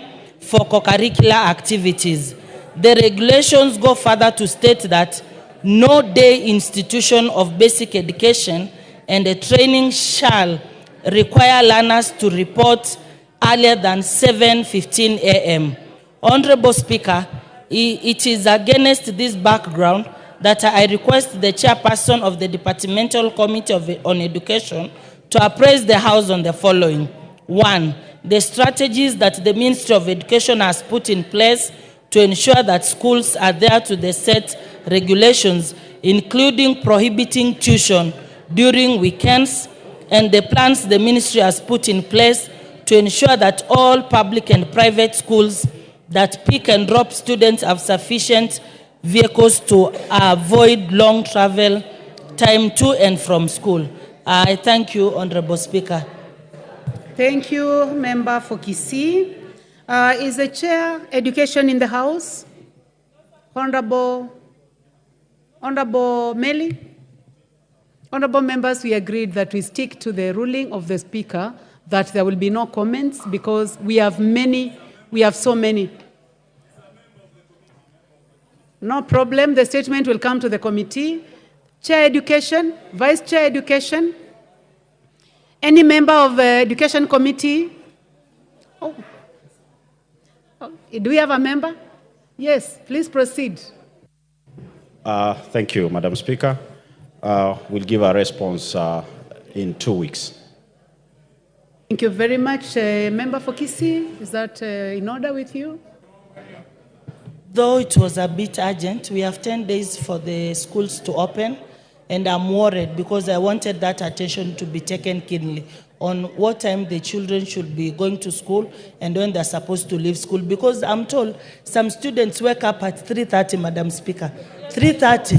What are you doing in school at 3:30, Madam Speaker? You get fatigued, and you know the Gen Zs are saying they don't fear death. Maybe they've experienced a lot of depression in school. They fear nothing. 3:30. Okay, take your seat, Member for Kisii. The matter that you are raising is important and urgent. However, you sought a statement, and the only way to get a statement is by having it brought to the House, and the member seated next to you has been kind enough to take the statement on behalf of the chair, and it will be responded in the first week after we open. Honorable members, we have a statement by Member for Ijara, and I would like to give you a chance right now so that we can finish with the Committee on Administration and Internal Security. You may proceed, Member for Ijara. Thank you, Madam Speaker. My request for a statement regarding brutal attack of herders in Gababa location, Ijara constituency. Madam Speaker, pursuant to the provision of Standing Order 44-2C, I rise to request for a statement from the chairperson of the Department Committee on Administration and Internal Security regarding brutal attack of herders in Gababa location in Ijara constituency. Madam Speaker, on 13th of August 2024, 2 herders from Ijara constituency, Mr. Reson Abdi Muhammad of ID number 34595419 and Mr. Buro Hassan Muhammad of ID number 34602136 were brutally attacked in Tabaka area, Gababa location, which borders Galolo constituency in Tana River County. The herders were grazing their cattle when they were assaulted by 8 National Police Reservice NPRs accompanied by 2 chiefs and 2 administrative police officers from Tana River County. The NPRs are claimed to have been receiving orders from the 2 chiefs, namely Mr. Saeed Komoro, Chief Subaki Location, and Mr. Moro, Assistant Chief Subaki Location, to chase the herders away with allegation of trespassing their grazing land. The victims were fatally injured due to gunshots on the legs and back, which led to their admission at Garissa Level 5 Hospital and Masalani Level 4 Hospital, respectively. These cases have caused a lot of restlessness among the residents in this area. Madam Speaker, the attack raises grave concern about the conduct of public officers, particularly the chiefs and NPRs involved, and the apparent misuse of authority by these individuals. The presence and involvement of these officers in such violent acts against innocent citizens are not only alarming, but also demand immediate investigation and accountability. Madam Speaker, it's against this background that I request for a statement from the chairperson of the Departmental Committee on Administration and Internal Security on the following. The steps are, number one, the steps that are being taken to apprehend and prosecute the NPRs, chiefs, and AP officers who are involved in this brutal attack. Number two, measures being implemented to ensure that such incidents do not occur in the future, particularly in areas where communities are vulnerable and depend on pastoral activities for their livelihoods. Number three, compensation and support being provided to the victims for the injuries and trauma they have endured. Number four, the measures the government has put in place to address the issue of grazing rights and resource allocation, especially around borders between counties. Number five, the effect of the draconian bill that is called the 3 Mile on this, around this area. Thank you.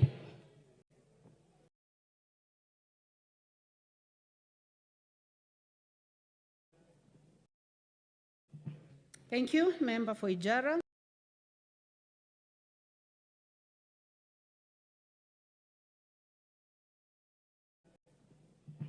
Thank you, Member for Ijara. Chair, Administration and Internal Security. When will you be able to respond to that statement? Thank you, Honorable Speaker. 2 weeks after recess, it's a very important statement that is seeking. Thank you. Honorable Abdi? It will be responded to in 2 weeks after. Thank you very much. Thank you. Okay. The Honorable Suleka Harun, nominated member.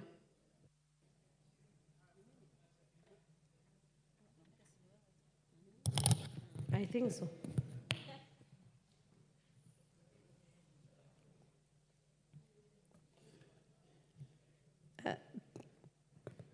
Honorable Speaker, pursuant to the provision of Standing Order 44-2C, I rise to request for a statement from the Chairperson Departmental Committee on Energy regarding the status of Asabito mini grid in Mandera County. Honorable Speaker, on 2nd of May 2019, the Rural Electrification and Renewable Energy Corporation, REREC, commissioned the Asabito solar mini grid in Mandera County featuring a 60 kilowatt solar power installation. The plant was intended to provide electricity to approximately 1,000 households, as well as public facilities, including schools, market centers, health centers, mosques, and the office of the area ward administrator. The mini-grid has played a vital role in bringing electricity to the region, thereby accelerating economic activities. However, Honorable Speaker, for the last 6 months, the mini-grid had frequent technical breakdowns due to the worn-out batteries, resulting in constant power supply fluctuations. Most components that make up the mini-grid are old, and we urgently need replacement or upgrading.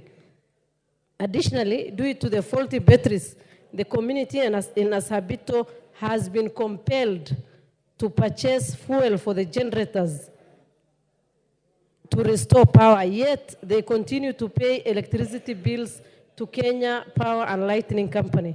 The fast deteriorating condition of the mini-grid has grossly affected service delivery in the provision of health care, with hospitals reportedly struggling to function and in circumstances forcing nurses to deliver babies using a torchlight.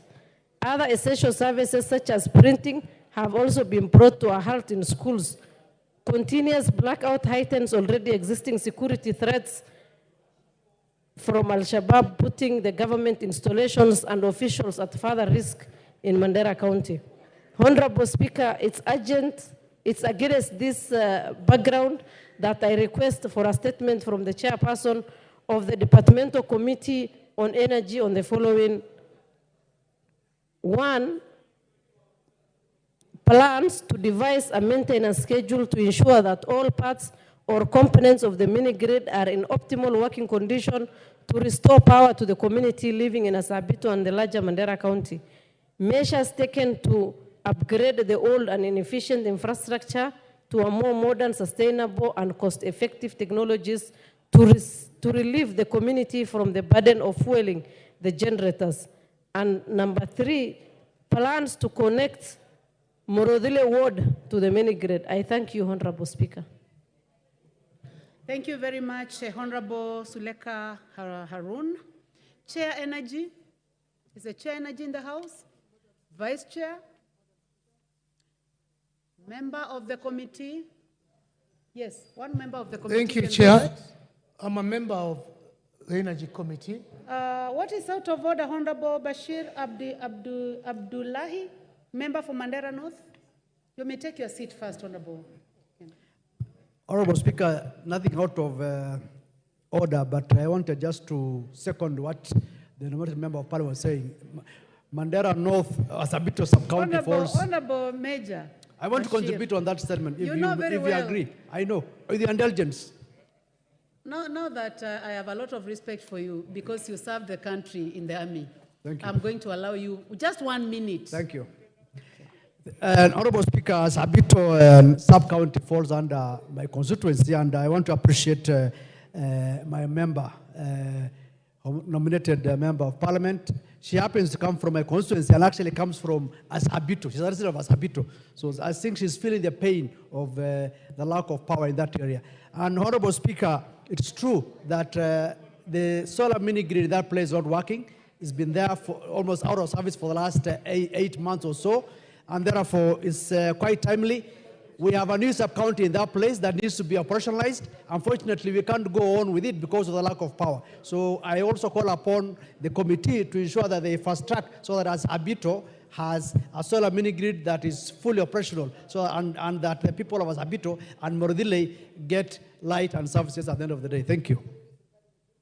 Thank you, Honorable Bashir. Honorable Chonga, on behalf of the thank you, Chair. Committee. I'm under guidance from my chairman. He's in Eldoret, both with the vice chair. Apparently, he was aware about this question coming up, and we know what is going on. I don't want to make any mitigation about this matter, but the chair has promised to give a response within 2 weeks. Thank you, Chair. Thank you very much, Mheshimiwa. Yes, Honorable Suleka. Honorable Speaker, thank you so much. But I feel like the member is not committed to giving response to this urgent matter.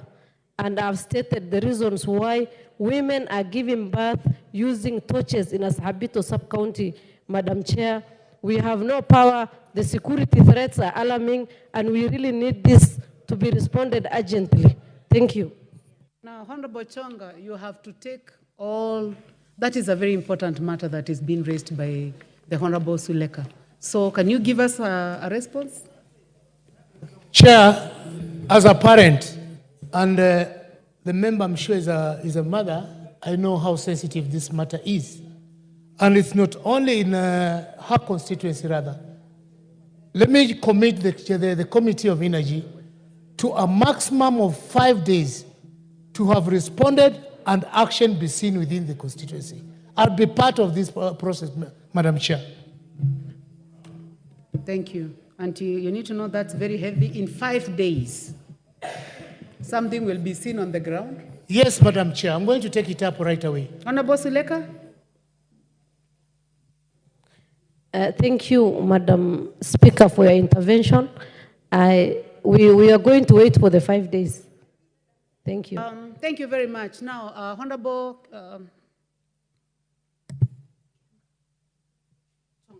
Honorable Chonga, as you had indicated earlier, even if action is taken within those 5 days, the House, you will bring a statement in the House.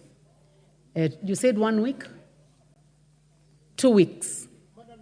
I've committed 1 week. 1 week after we open. Not 5 before- days action to be taken. 1 week after we open, statement will be brought on the floor of the House. Thank you. Much obliged, Chair. Thank you. Honorable Joseph Lekuton, member, Laisamis, proceed, please. Thank you, Madam Speaker. Pursuant to the provisions of Standing Order 44(2) subsection C, I wish to request for a statement from the chairperson of the Departmental Committee on Finance and National Planning regarding the operations and performance of the Unclaimed Financial Assets Authority. Honorable Speaker, the Unclaimed Financial Assets Authority, UFA, is established under Section 39 of the Unclaimed Financial Assets Cap 494 and plays a crucial role in safeguarding unclaimed financial assets held by various entities such as banks, insurance companies, pension funds, and other financial institutions. The authority receives unclaimed financial assets from holders of such assets, safeguards and reunites these assets with the rightful owners.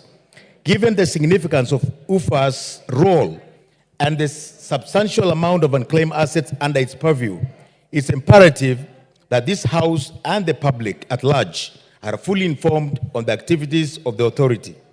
Transparency and accountability in the management of these assets are crucial to maintaining public trust and ensuring effective execution of Unclaimed Financial Assets Authority's mandate.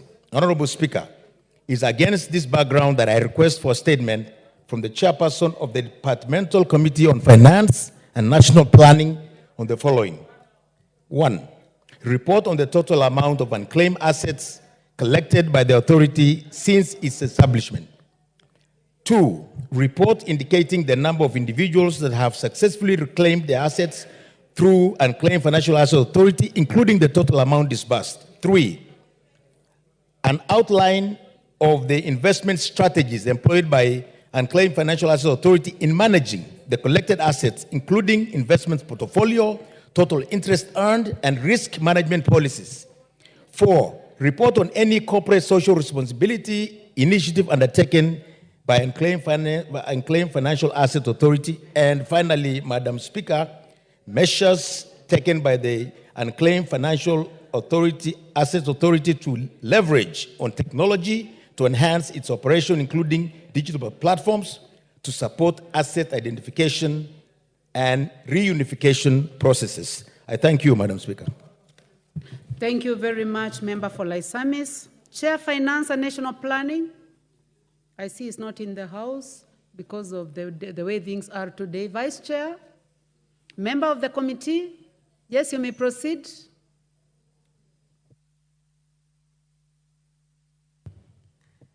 Madam Speaker, I've just spoken to the chair, and he has asked me to commit that he'll be responding to the statement the second week after recess. Thank you, Madam Speaker.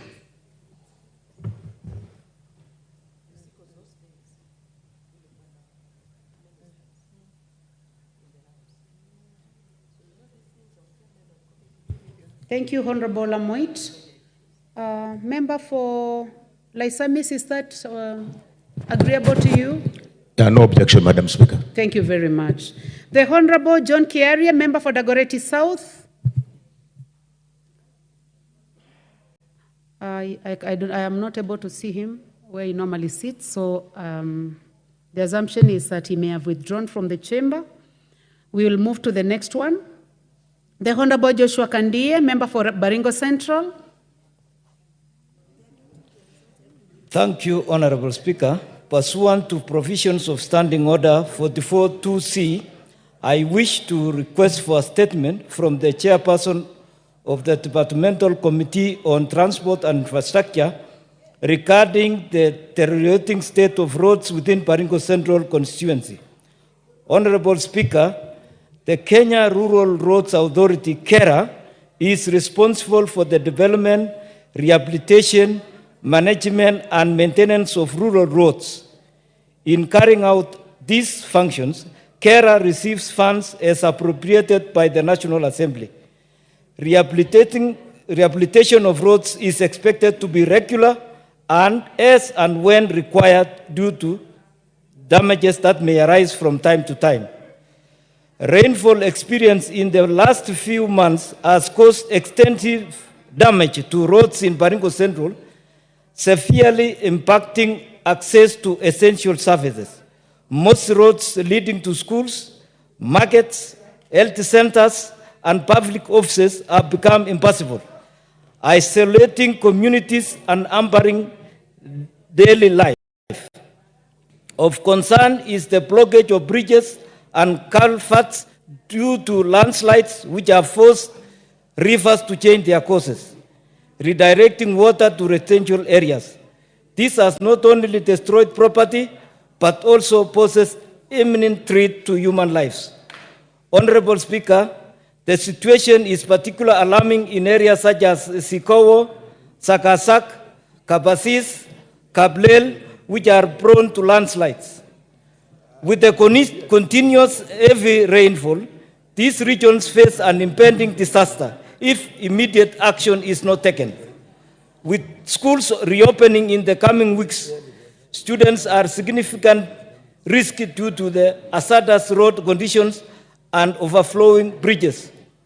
Honorable Speaker, it is against this background that I request for a statement from the chairperson of the Departmental Committee on Transport and Infrastructure on the following measures that the Ministry of Roads and Transport has taken to address depleted conditions of road networks within Baringo Central.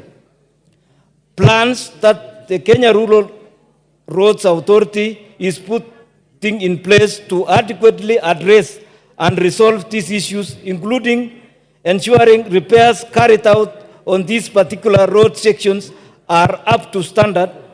And 3, strategies that have been put in place to ensure safe access to schools for students.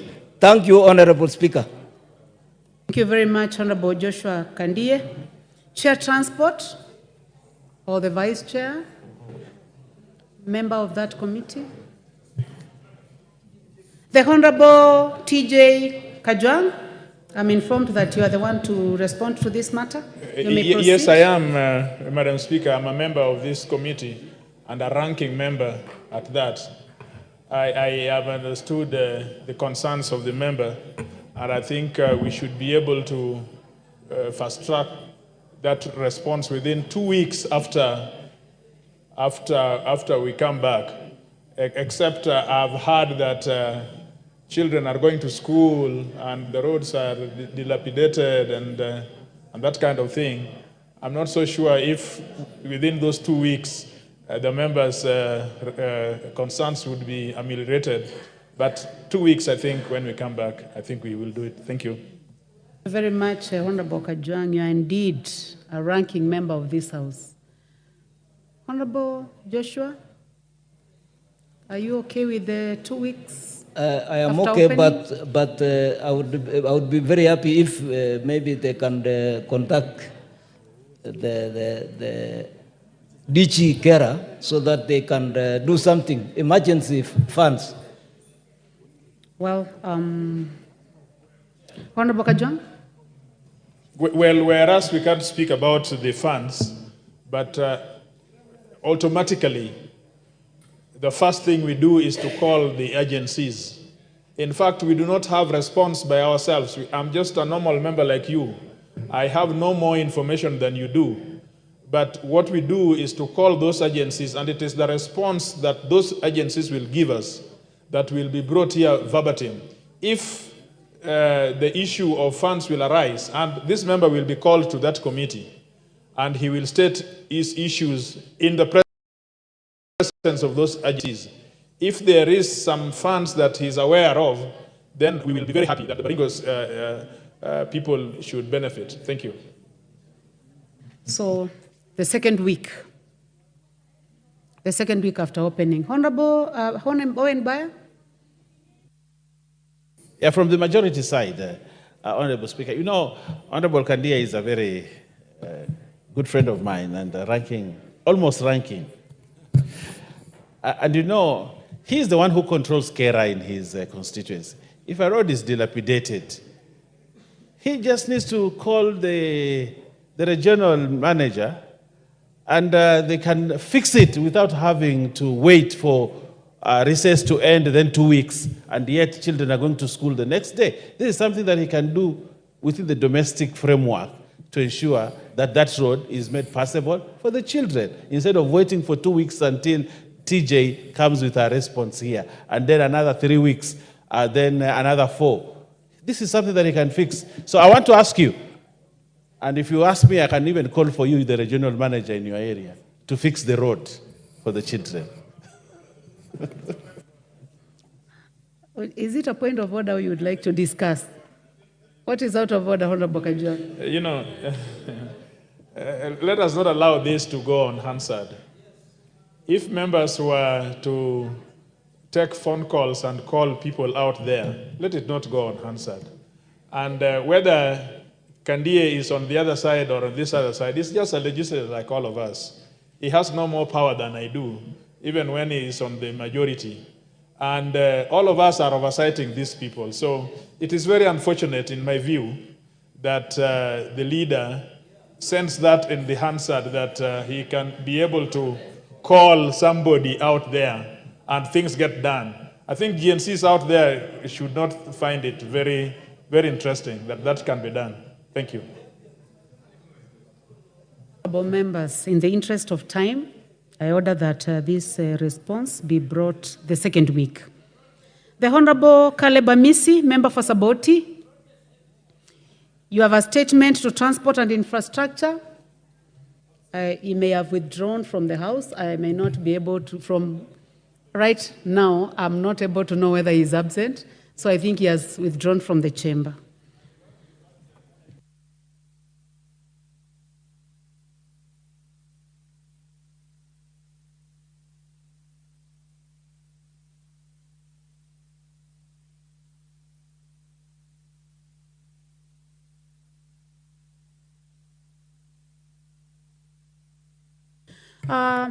Honorable Justice Kemei, member for Sigowet Soin.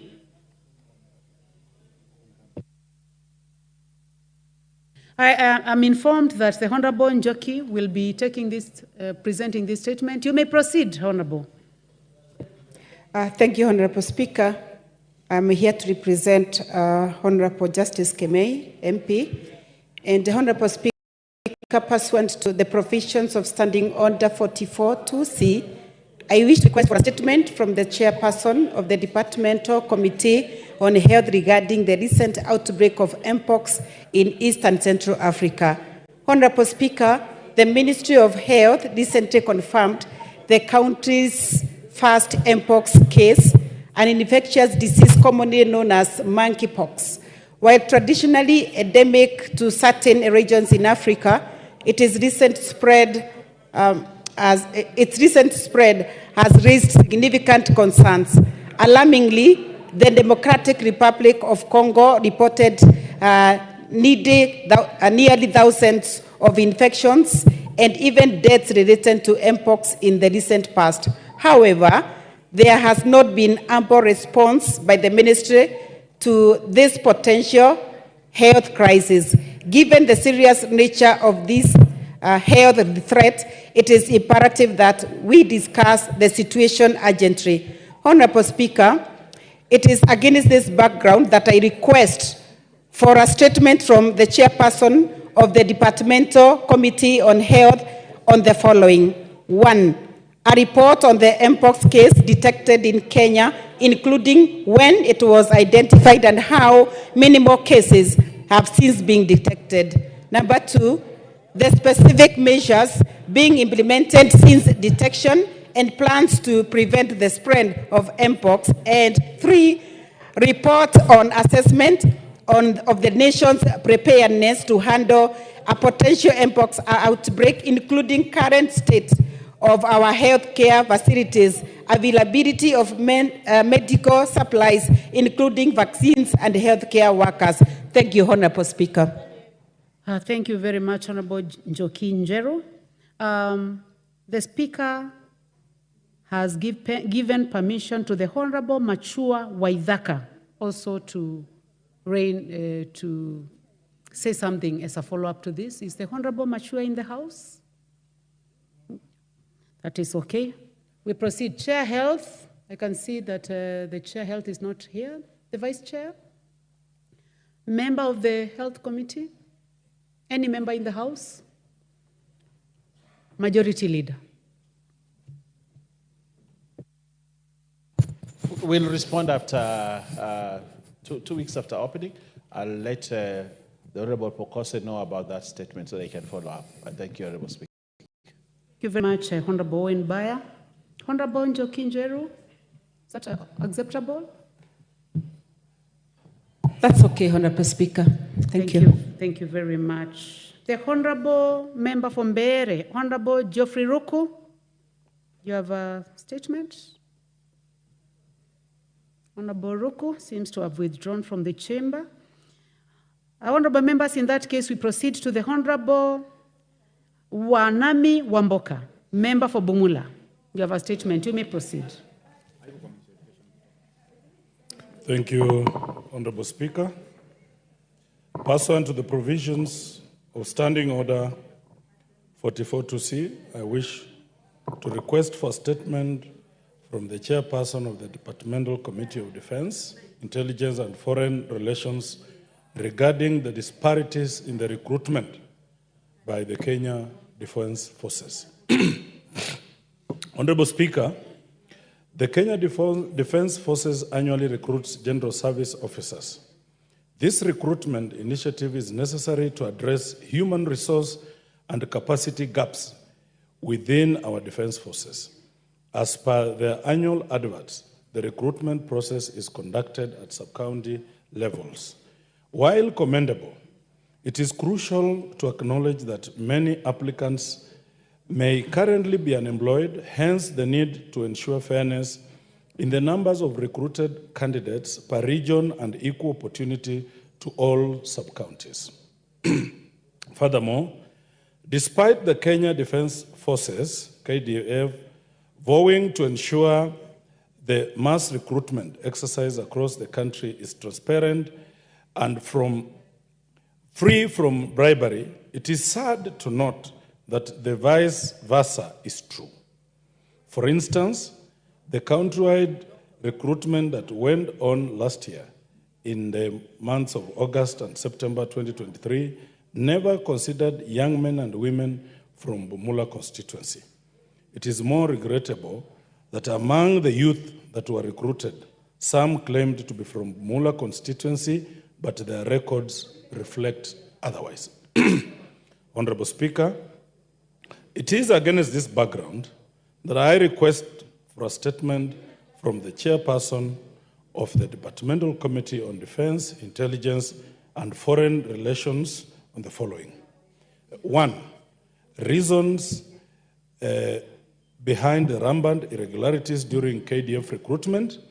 2, a comprehensive list of youth that were recruited in the last recruitment per sub-county, including those who claimed to have hailed from Bumula, a fact that has been contradicted by the Chief of Napara location, Madam Lucy Makoha, and the Sub-Chief of Bitobo, Mr. Ruben Kuloba. 3, steps taken by the ministry to ensure that future recruitment processes are fair and transparent. Thank you, Honorable Speaker. Thank you very much, Member for Bumula. Chairman, Defense and Foreign Relations. Vice Chair. Member of that committee, member of the Committee on Defense and Foreign Relations. In the absence of all, I would like to ask the Honorable Owen Baya. Yes. Honorable Owen Baya, I would like you to respond to the statement by the Honorable Wanami Wamboka on behalf of the Chair Defense and Foreign Relations. When will the Honorable Wamboka get a response? Honorable Mboka, being my friend, I will gladly ask that 2 weeks after opening, after recess, I will ask Honorable Koech to fast track your statement. Thank you, Honorable Speaker. Thank you, Honorable Mboka. Is that acceptable with you? Indeed, Honorable Ba is my friend in crime, partner in crime, rather. We do so many things together. Madam Speaker, this thing affects very many members.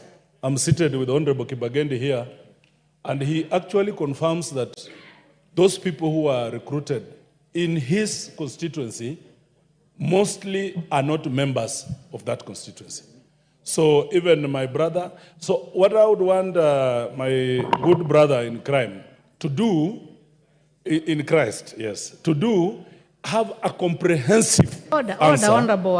I agree with him, 2 weeks. Order, no, I agree about the 2 weeks. But let it be. Order, Honorable Wanam. Did you say your brother in crime? Did you say in crime? I said my brother in Christ because we fellowship together in the same church. I thought so you had in said, the same spirit, Honorable Speaker. I'll check whether you said. I'll ask the clerks to check whether you said brother in crime. In case I said if crime, you said that, it was a slip of the tongue. Would you like to withdraw? I will withdraw. All right. Because he's my indeed brother in Christ. But my point, Madam Speaker, this affects almost every constituency. My brother in Christ, please ensure that the chairperson of defense gives us a comprehensive answer. So 2 weeks after back from recess is agreeable. Thank you, Honorable Speaker. Thank you very much. Thank you very much, Honorable Mboka. The Honorable Abdi Ali Abdi. Honorable members, this one was raised, and I think we passed that. So we will go to the Honorable Gozi Rai, member for Kinango. Is the Honorable Gozi Rai in the House?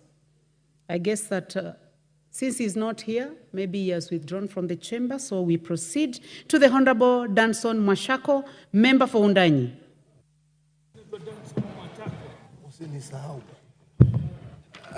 Thank you, Honorable Speaker. I raise myself and on behalf of my colleague, Honorable Amisi Chome, to request a statement regarding insecurity in Taita Taveta County. Honorable Speaker, pursuant to the provisions of Standing Order 442 subsection C, I wish to request for a statement from the chairperson of the Departmental Committee on Administration and Internal Security regarding the alarming rise in motorbike theft and killings of boda riders in Taita Taveta County. Honorable Speaker, over the past 3 months, Taita Taveta County has faced a distressing surge in criminal activities targeting boda operators. Tragically, Honorable Speaker, we have lost 5 boda riders. We have 5 boda riders have lost their lives in separate incidences across the county, brutally murdered by unknown assailants who subsequently steal their motorcycles. Additionally, Honorable Speaker, there has been other 15 reported cases of motorbike thefts, these ones without fatalities, still in the last 3 months. These heinous acts have not only resulted in the loss of lives, but have also severely disrupted the boda sector, which is vital, and that plays a crucial role in the county's economic growth and accessibility of services. Honorable Speaker, it is deeply concerning that despite the gravity of these crimes, there appears to be lack of decisive action from the security agencies, with no arrests made in connection of these incidences. Honorable Speaker, the boda sector is fundamental to our local economy, contributes significantly to the rapid economic growth and improving access to critical services at manageable costs. The current insecurity has forced boda riders to cease operations as early as 6 p.m., severely interrupting the transportation of the people, goods, and essential services. This not only impacts the livelihoods of these riders, but also hampers overall economic activities in the area. Honorable Speaker, it is against this backdrop that I request for a statement from the chairperson of the Departmental Committee on administration and internal security on the following. 1, a report on the status of investigations into all the 5 killings of the boda boda riders and the theft of their motorcycles in Taita Taveta County over the past 3 months. 2, the specific measures being implemented to curb this alarming spate of killings and thefts targeting boda boda operators in the county. 3, reasons for the apparent inadequacy of security agencies in the region, particularly in Voi and the county at large.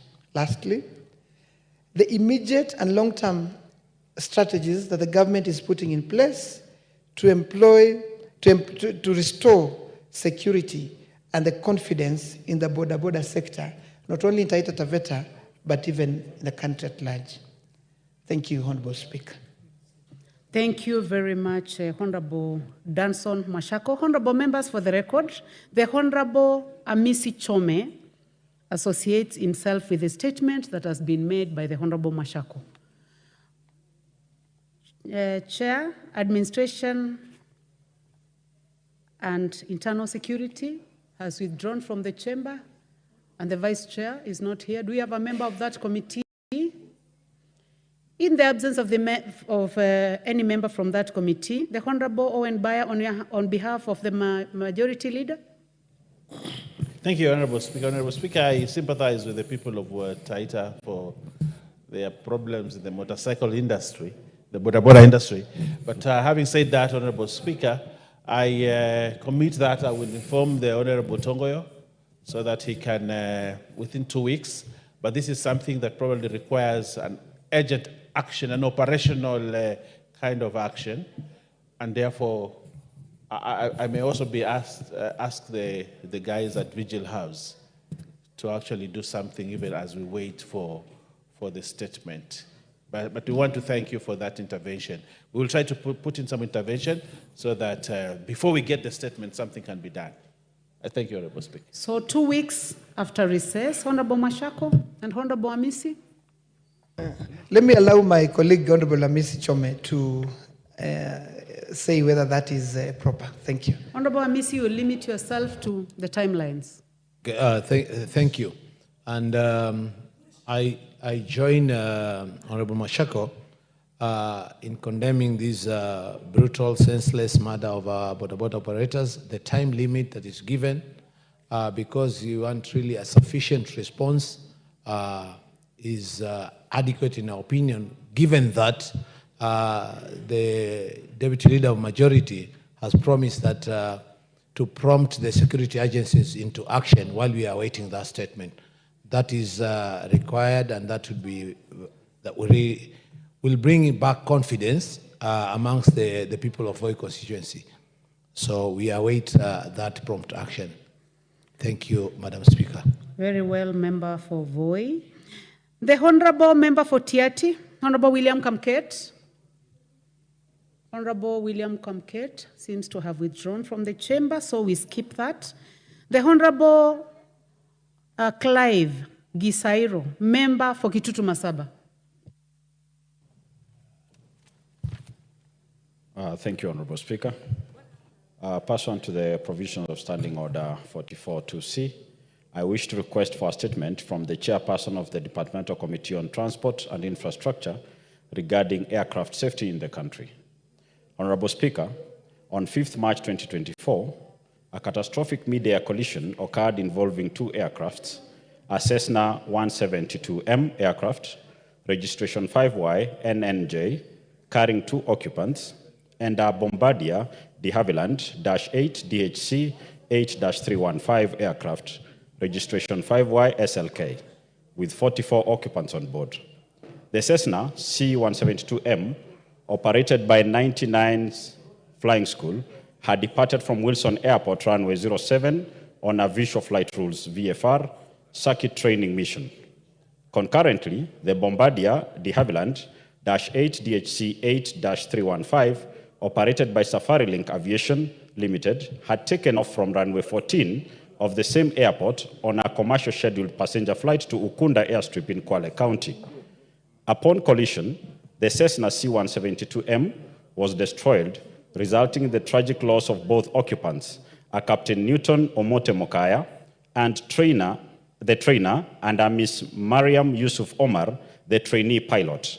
The Bombardier de Havilland -8 DHC 8-315 managed to initiate an air turnback and land safely at Wilson Airport, but it sustained extensive damage. Honorable Speaker, these incidents raises profound concerns about the state of aircraft safety in the country. It underscores potential gaps in air traffic control, pilot communication, and collision avoidance systems. Although such occurrences are rare, this tragedy highlights the urgent need for stringent safety protocols and continuous advancement on aviation technology to ensure the utmost safety of passengers and crew. Honorable Speaker, it is against this background that I request for a statement from the chairperson of the Departmental Committee on Transport and Infrastructure on the following. 1, provide a comprehensive report on the investigation conducted to establish the facts, circumstances, conditions, probable causes, and contributing factors that led to this tragic accident, including the role of the aircraft traffic controller during the incident. 2, details of the efforts made to ensure that the families of the 2 victims who perished in the accident are duly compensated. And 3, measures that the ministry has implemented to prevent similar incidents from occurring in the future, including any changes to flight patterns, communication protocols, or training requirements, and adherence to safety standards and requirements. Thank you, Honorable Speaker. Thank you very much, Honorable Clive. Honorable members, in the absence of the chair and the vice chair, I give a chance to the Honorable Buyer to respond on behalf of the majority leader. Honorable Clive, will 2 weeks after opening, I will let the chair know so that you get a statement. Thank you. Thank you very much, Leader. Honorable Clive. Chair, that's obliged. However, Chair, Speaker, sorry, knowing that the airspace where this happened is a busy airspace around Nairobi, it is important that we take these matters very seriously.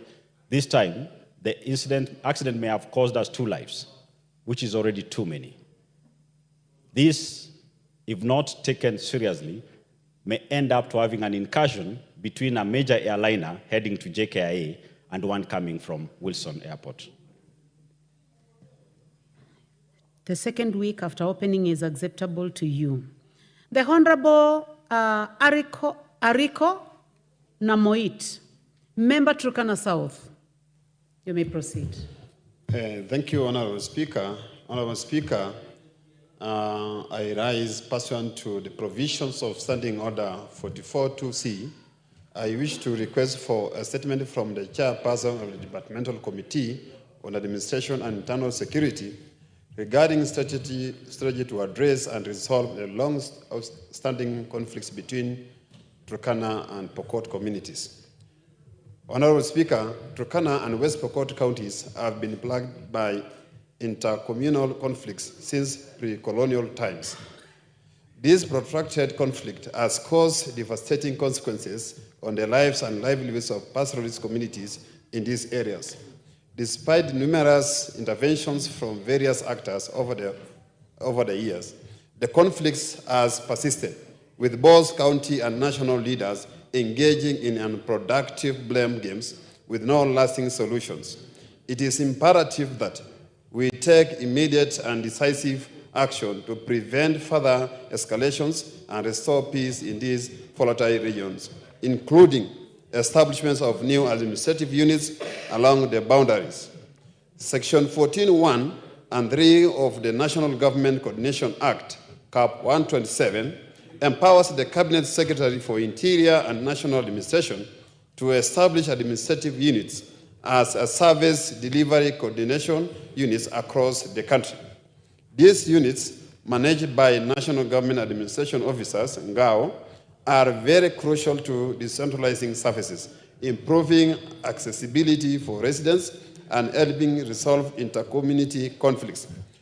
Honorable Speaker, it is against this backdrop that I request for a statement from the chairperson of the Department Committee on Administration and Internal Security on the following. 1.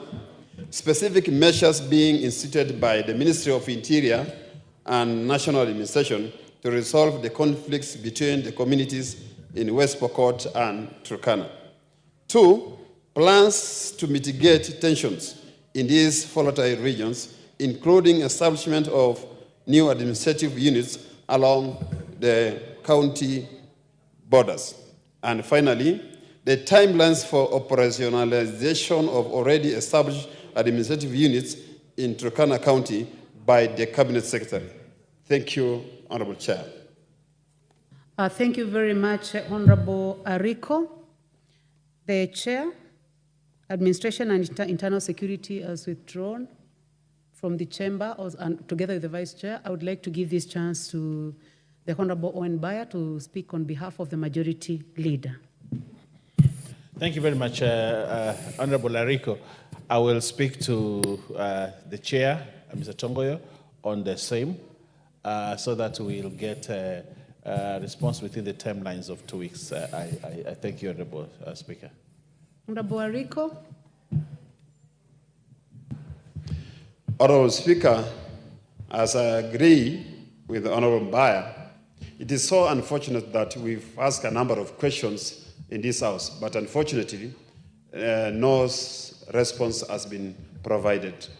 The Committee on Administration had gone round these volatile areas, but up to now, no findings have been brought to this House.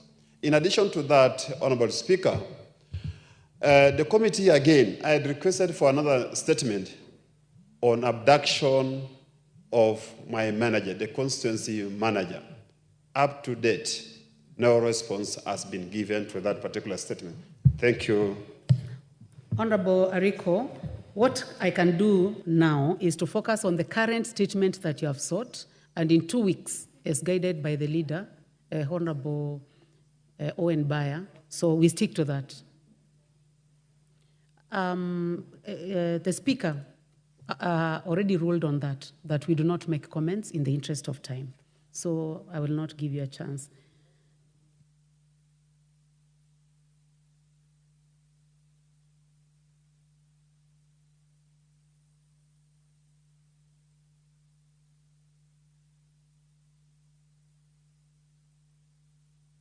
Okay, I'll go now to the statement by the Honorable George Mukunji, MP Manyata, and also Chairperson KYPA. Honorable Speaker is Gitonga Mukunji. John, not George.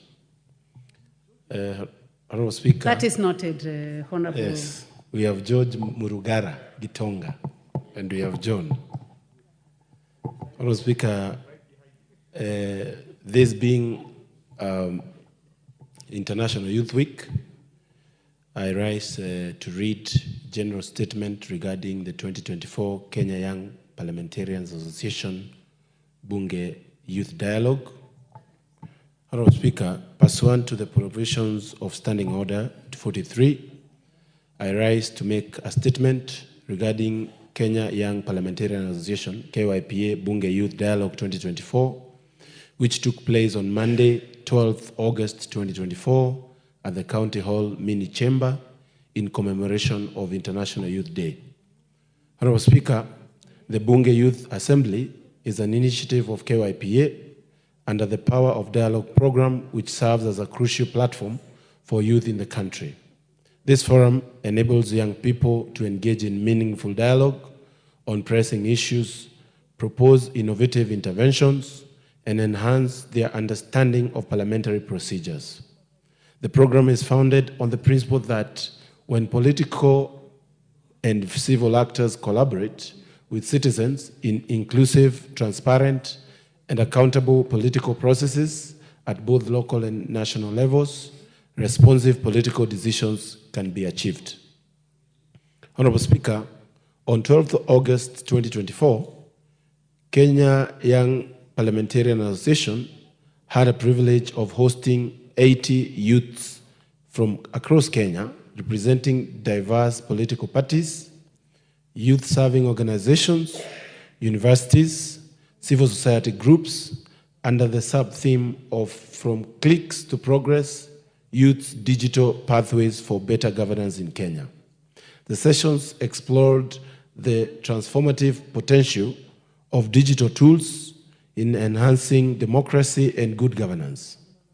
This gathering provided a unique opportunity to highlight the significant strides made in information and communication technology, ICT, development and digital literacy, emphasizing how these technological advancements contribute to realizing the Sustainable Development Goals. The participants recognized the vast untapped potential of ICT in achieving all the 17 SDGs, also noting challenges in sector including inadequate ICT infrastructure, persistent digital inequalities among the youth, and insufficient digitization in the manufacturing sector. Honorable Speaker, it was truly inspiring to witness the passion and dedication of the youth as they engaged in insightful debates. Divided into 4 mock committees, the participants developed recommendations that I can believe warrant serious consideration by this august House. These include seamless integration of technology in healthcare delivery to enhance efficiency, boost public awareness, and facilitate advanced training for medical practitioners. 2, a strategic policy shift from a narrow IT sector focus to a comprehensive emphasis on digital manufacturing with particular attention to the Juakali industry. 3, innovative application of data analytics, robotics, and artificial intelligence to address all 17 Sustainable Development Goals, including food security, clean energy promotion, and emissions reduction. 4, proactive measures to ensure gender equality across the digital landscape, addressing disparities in access and opportunity. And last, provision of essential digital resources such as laptops, free Wi-Fi access to learners, thereby facilitating e-learning and mitigating digital inadequacy. Honorable Speaker, KYP remains steadfast in its commitment to empowering our youth and amplifying their voices in the national discourse. I would like to extend my heartfelt gratitude to all participants, our esteemed partners, Mzalendo Trust, and the dedicated parliamentary staff who contributed to the success of this event. As we move forward, we anticipate continued collaboration to harness the immense potential of our youth for the betterment of our nation.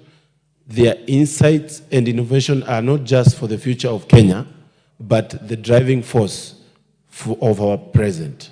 I thank you, Honorable Speaker. Signed, Gitonga Mukonji, Chairperson, Kenya Young Members of Parliament Association. Thank you very much. Thank you very much, Honorable John Mukunji, and congratulations for the good work that you are doing with the young people and preparing them for the future leadership of this country. Thank you very much, honorable members.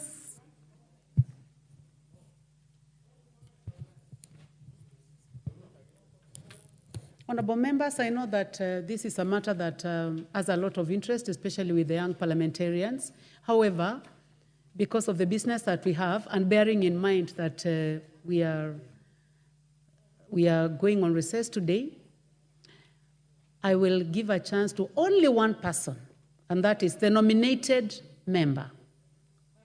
You have 2 minutes. Thank you very much, Honorable Chair. And Honorable Chair, I just want to join our chairperson in commemorating this particular very important period for the young people of the world.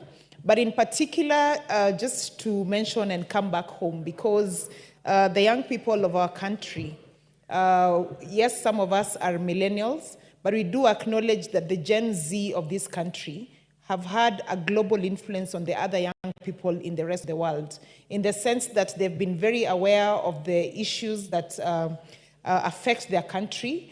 They have had a conversation that has really stirred even us leaders to think in the right direction.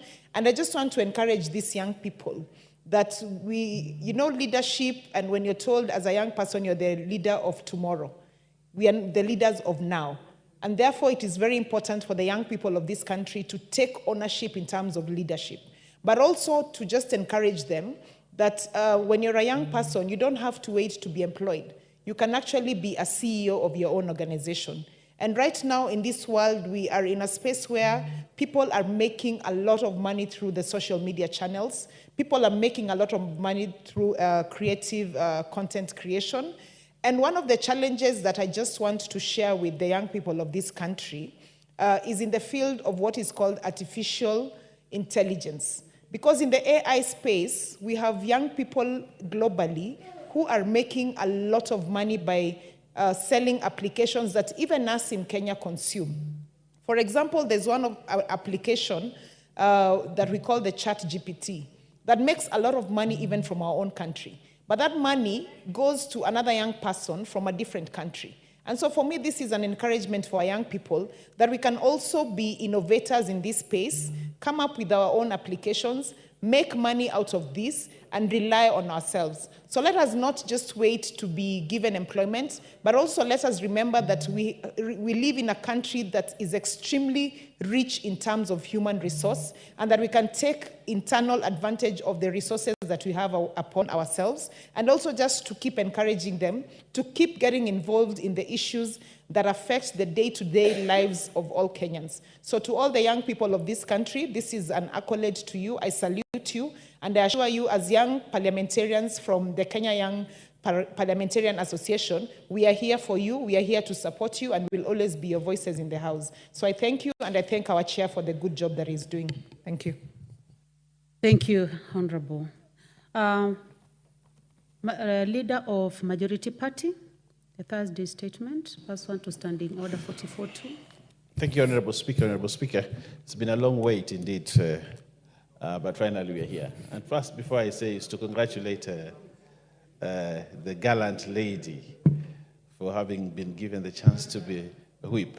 Geza Geza, you're welcome to the leadership of the House, and it will be a pleasure to serve and learn from you. Honorable Speaker, pursuant to the Provincial Standing Order 44-2A, I rise to give the following statement on behalf of the House Business Committee, which met on Tuesday, 13th August 2024, to prioritize business for consideration during the week. Honorable Speaker, as members are aware, the House is scheduled to proceed on its long recess tomorrow, Friday, 16th August 2024, and thereafter resume regular sittings on Tuesday, 17th September 2024. I wish to commend the leadership of the House committees and members for the dedication and cooperation exhibited in the session so far. This has enabled the House to conclude critical business, including the Appointments Committee, which put in place a new cabinet, and this House that approved it. And even yesterday, we passed the two other nominees, waiting for one more. And many bills that have come here that have passed through committees, and chairs have been very, very good at their work. And I want to thank every member for the dedication that this House has passed critical business in this House during this session. So, Honorable Speaker, I want to say thank you to everybody. Honorable Speaker, with regards to the business for Tuesday, which is today, 17th September 2024, when we, the coming Tuesday, when we open, the first Tuesday when we open, Honorable Speaker, when we resume our sittings, the House is expected to consider the second reading of the coffee bill. We've been expecting that we could explain the coffee bill yesterday, it didn't come. Today, I'm not so sure whether we'll be able to reach there, but it's evident, Honorable Speaker, then we will have the first reading of the coffee bill then, and the equalization fund. The equalization fund is an important piece of legislation that will unlock a lot of money that goes to the marginalized area as efficient in our constitution. So, Honorable Speaker, there's an important piece of legislation, especially those that are affected, that need to get the equalization. And Honorable Speaker, if not concluded today, these two bills, therefore, we expect them to come on the Tuesday, 17th of September. Additionally, Honorable Speaker, Debate will also be undertaken on the following motions should they not be concluded today, which we are very certain they will not be concluded, so they will come there on 17th of September. A report on enhancing reporting of parliamentary business online platforms, report on the consideration of the Consolidated Fund Services expenditure for the Supplementary Estimates 1 for the financial year 2024. This is a important piece of legislation, Honorable Speaker. I wish we'd had the time to actually dispose of it today. Report on consideration of the public petition on funds spent contrary to provisions of Article 2223 of the Constitution. Report on the implementation status of reports on petitions and resolutions passed by the House. Report on the alleged unfair trade practices by foreign investors in Kenya.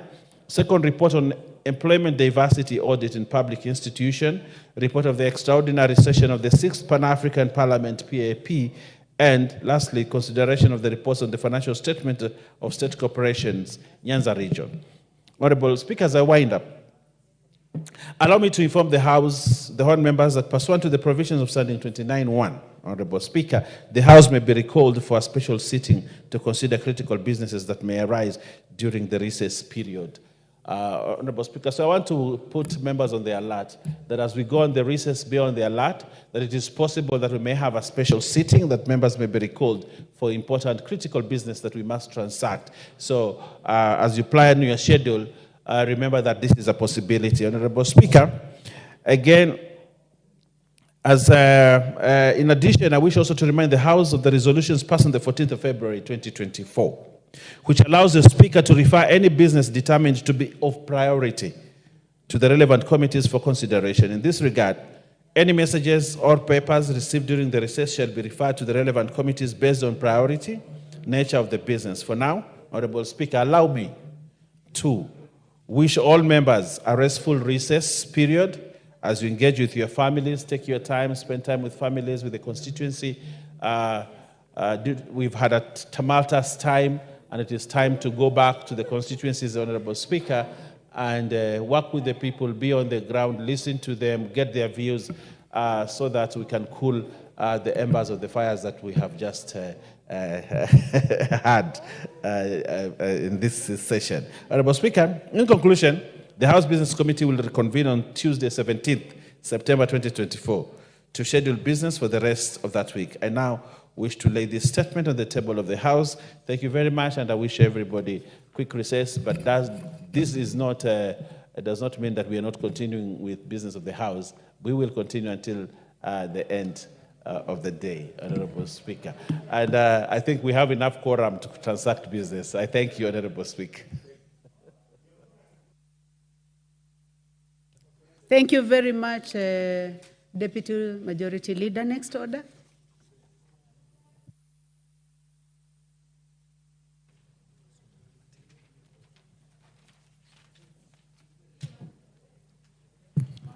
Order number 10, the Mung Beans Bill. Second reading.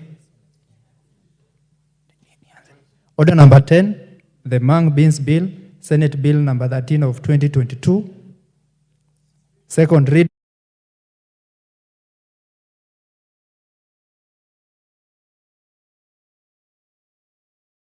Haraka.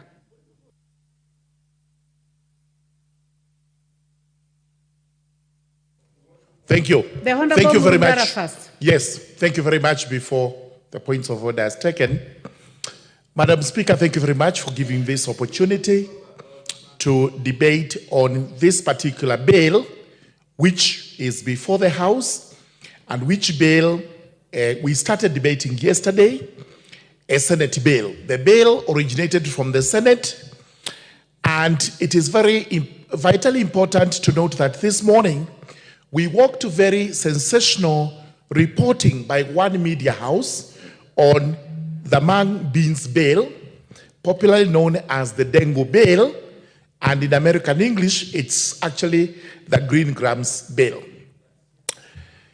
Madam Speaker, the Mung Beans Bill originates from the Senate. It was debated in the Senate. It was actually brought to this House, and we have to consider it in accordance with the standing orders of the House as to whether we are going to adopt the bill What is and out of order, agree with the Honorable? Senate. Order, Honorable Member for the RAC. I know you are very enthusiastic on this subject, just as many Honorable members Speaker. are, but I have a point of order by the Honorable Wilberforce Ondo, member for Funyula. What is out of order, Honorable Member? Honorable Speaker, my good colleague is debating a very important bill that touches the lifestyle of so many people. Now, when looking around the House, Honorable Speaker, and standing order 35, obviously we don't have the quorum to debate such an important bill, and I therefore seek your guidance that under standing order 35. Thank you, Honorable Speaker.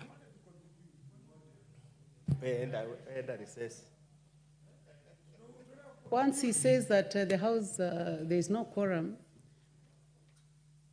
the only thing that I can do is to order that the bell be rung for 10 minutes.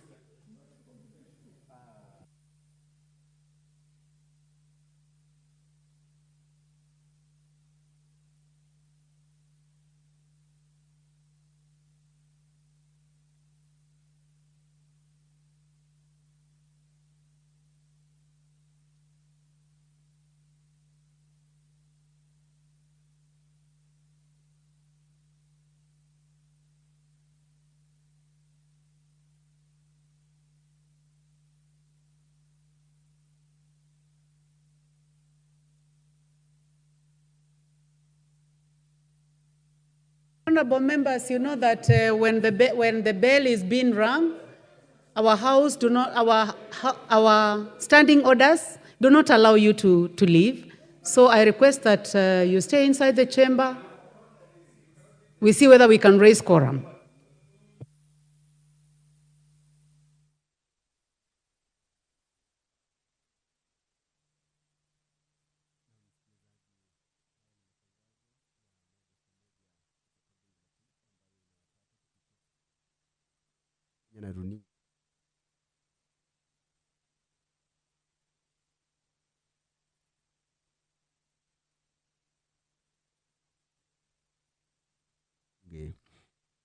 Imepungua, yani wabunge wanahitajika kuwa 50 katika ukumbi wa bunge la taifa kati ya wabunge wote 349, na hivyo basi kengele inaendelea kukirizwa ili kuhamasisha wabunge wengine zaidi kuingia ukumbini na kujaza idadi inayohitajika ya wabunge hao 50. Kwa sasa bunge la taifa limekuwa likishughulikia hoja kadhaa ambazo zimeorodheshwa kwenye ratiba ya bunge la taifa leo alasiri.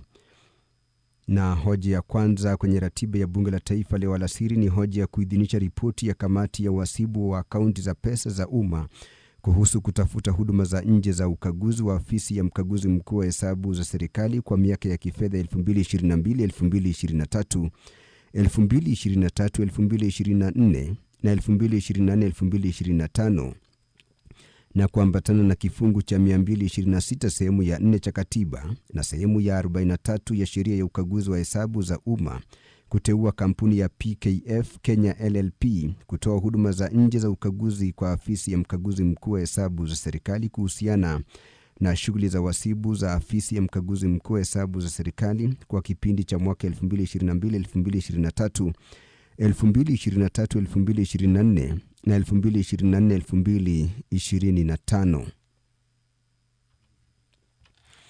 Taarifa za kifedha za mpango wa mikopo ya nyumba na magari ya wafanyakazi wa afisi ya mkaguzi mkuu wa hesabu za serikali kwa miaka ya kifedha ya 2022-2023, 2023-2024 na 2024-2025. Kisha mswada nambari 35 wa mwaka 2024 wa marekebisho ya pili ya sheria ya mapato hapa nchini unatarajiwa kusomwa kwa mara ya kwanza. Aidha, wabunge watashughulikia mswada nambari 13 wa mwaka 2022 kutoka bunge la Senate kuhusu zao la ndengu. Ni mswada unaodhaminiwa kwa pamoja na Mheshimiwa Paul Nzengu. Kisha wabunge watashughulikia hoja ya kuidhinisha ripoti ya kamati ya upeperushaji wa matangazo ya shughuli za bunge na maktaba kuhusu suala la kuimarisha upeperushaji wa matangazo ya shughuli za bunge kwenye mifumo ya dijitali. Kadhalika, wabunge wataendelea kujadili hoja ya kuidhinisha ripoti ya kamati ya madeni ya umma na ubinafsishaji iliyochunguza huduma za hazina ya pamoja ya makadirio ya ziada ya kwanza ya mwaka wa kifedha 2024-2025. Wabunge pia wanatarajiwa kuendelea kushughulikia mswada nambari 10 wa mwaka 2023 kuhusu sekta ya kahawa. Mswada huu uliwasilishwa kwa pamoja na kiongozi wa wengi katika bunge la taifa. Wabunge pia wanatarajiwa kuendelea kushughulikia hoja ya kuidhinisha ripoti ya kamati ya rufani za umma iliyochunguza rufani ya umma nambari 4 wa mwaka 2022 kuhusu pesa zilizotumiwa na serikali ya kitaifa kinyume cha kifungu cha 223 cha katiba. Kadhalika, bunge la kitaifa litashughulikia hoja ya kuidhinisha ripoti ya kamati ya utekelezaji iliyochunguza ripoti ya kwanza kuhusu hali ya ripoti za rufaa na maazimio yaliyopitishwa na bunge. Wabunge kadhalika wataendelea kujadili hoja ya kuidhinisha ripoti ya kamati ya biashara, viwanda na vyama vya ushirika iliyochunguza madai ya wawekezaji wa kigeni hapa nchini kufanya biashara kwa njia ya unyanyasaji. Vilevile, wabunge wanatarajiwa kushughulikia hoja ya kuidhinisha ripoti ya kamati ya uwiano wa kitaifa na fursa sawa kuhusu ukaguzi wa kubainisha iwapo nafasi za ajira zimetolewa kwa wote bila ubaguzi katika taasisi zote za umma. Aidha, wabunge wataendelea kushughulikia hoja ya kuzingatia ripoti ya ujumbe wa Kenya katika kikao kisicho cha kawaida cha bunge la 6 la bara Afrika kilichoandaliwa mjini Midrand, Afrika Kusini kuanzia tarehe 20 hadi 27 mwezi Machi mwaka huu.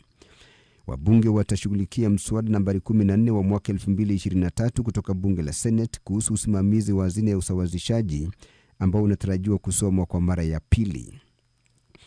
Na msikilizaji, matangazo haya ya moja kwa moja yanakujia kupitia KBC Radio Taifa Sauti ya Mkenya na runinga ya KBC Channel 1, lakini kwa sasa hamna shughuli inaendelea katika ukumbi wa bunge la taifa baada ya kukosekana kwa idadi ya kutosha ya wabunge ili kuweza kutekeleza majukumu yake kuambatana na katiba ya taifa letu la Kenya na pia kuambatana na kanuni za bunge la taifa. Ni saa 11:15 saa zetu za kanda ya Afrika Mashariki.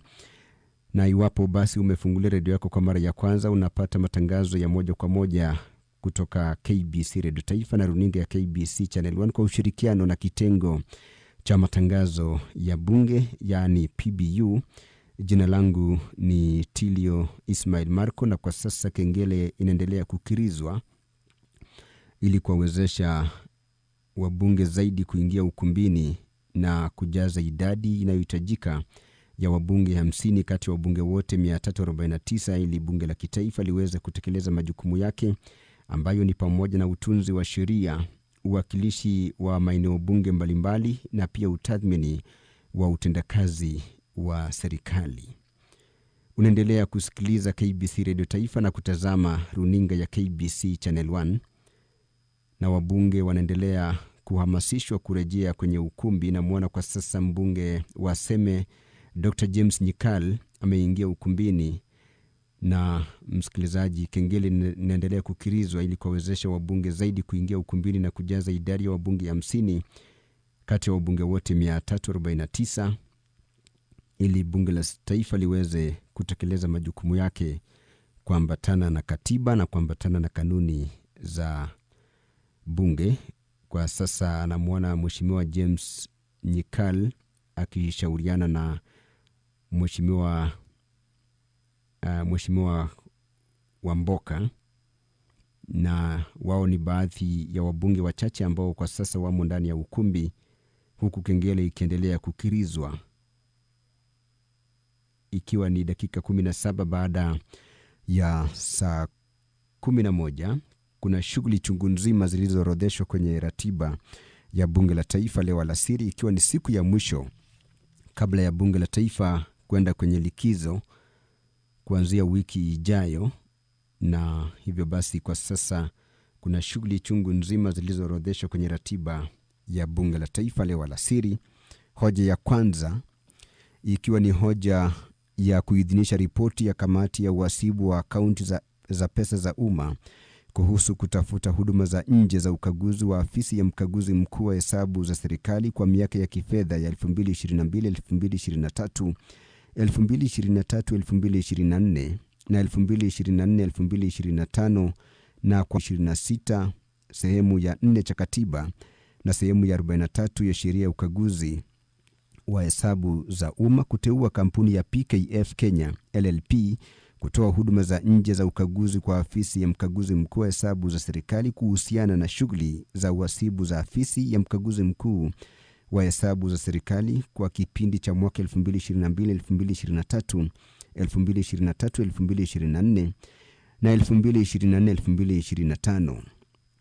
Taarifa za kifedha za mpango wa mikopo ya nyumba na magari ya wafanyakazi wa afisi ya mkaguzi mkuu wa hesabu za serikali kwa miaka ya kifedha 2022-2023, 2023-2024 na 2024-2025 have expired. Thank you very much, honorable members. Honorable members, and the time being 5:19 p.m., this House stands adjourned until Tuesday, the 17th day of September 2024 at 2:30 p.m. Thank you.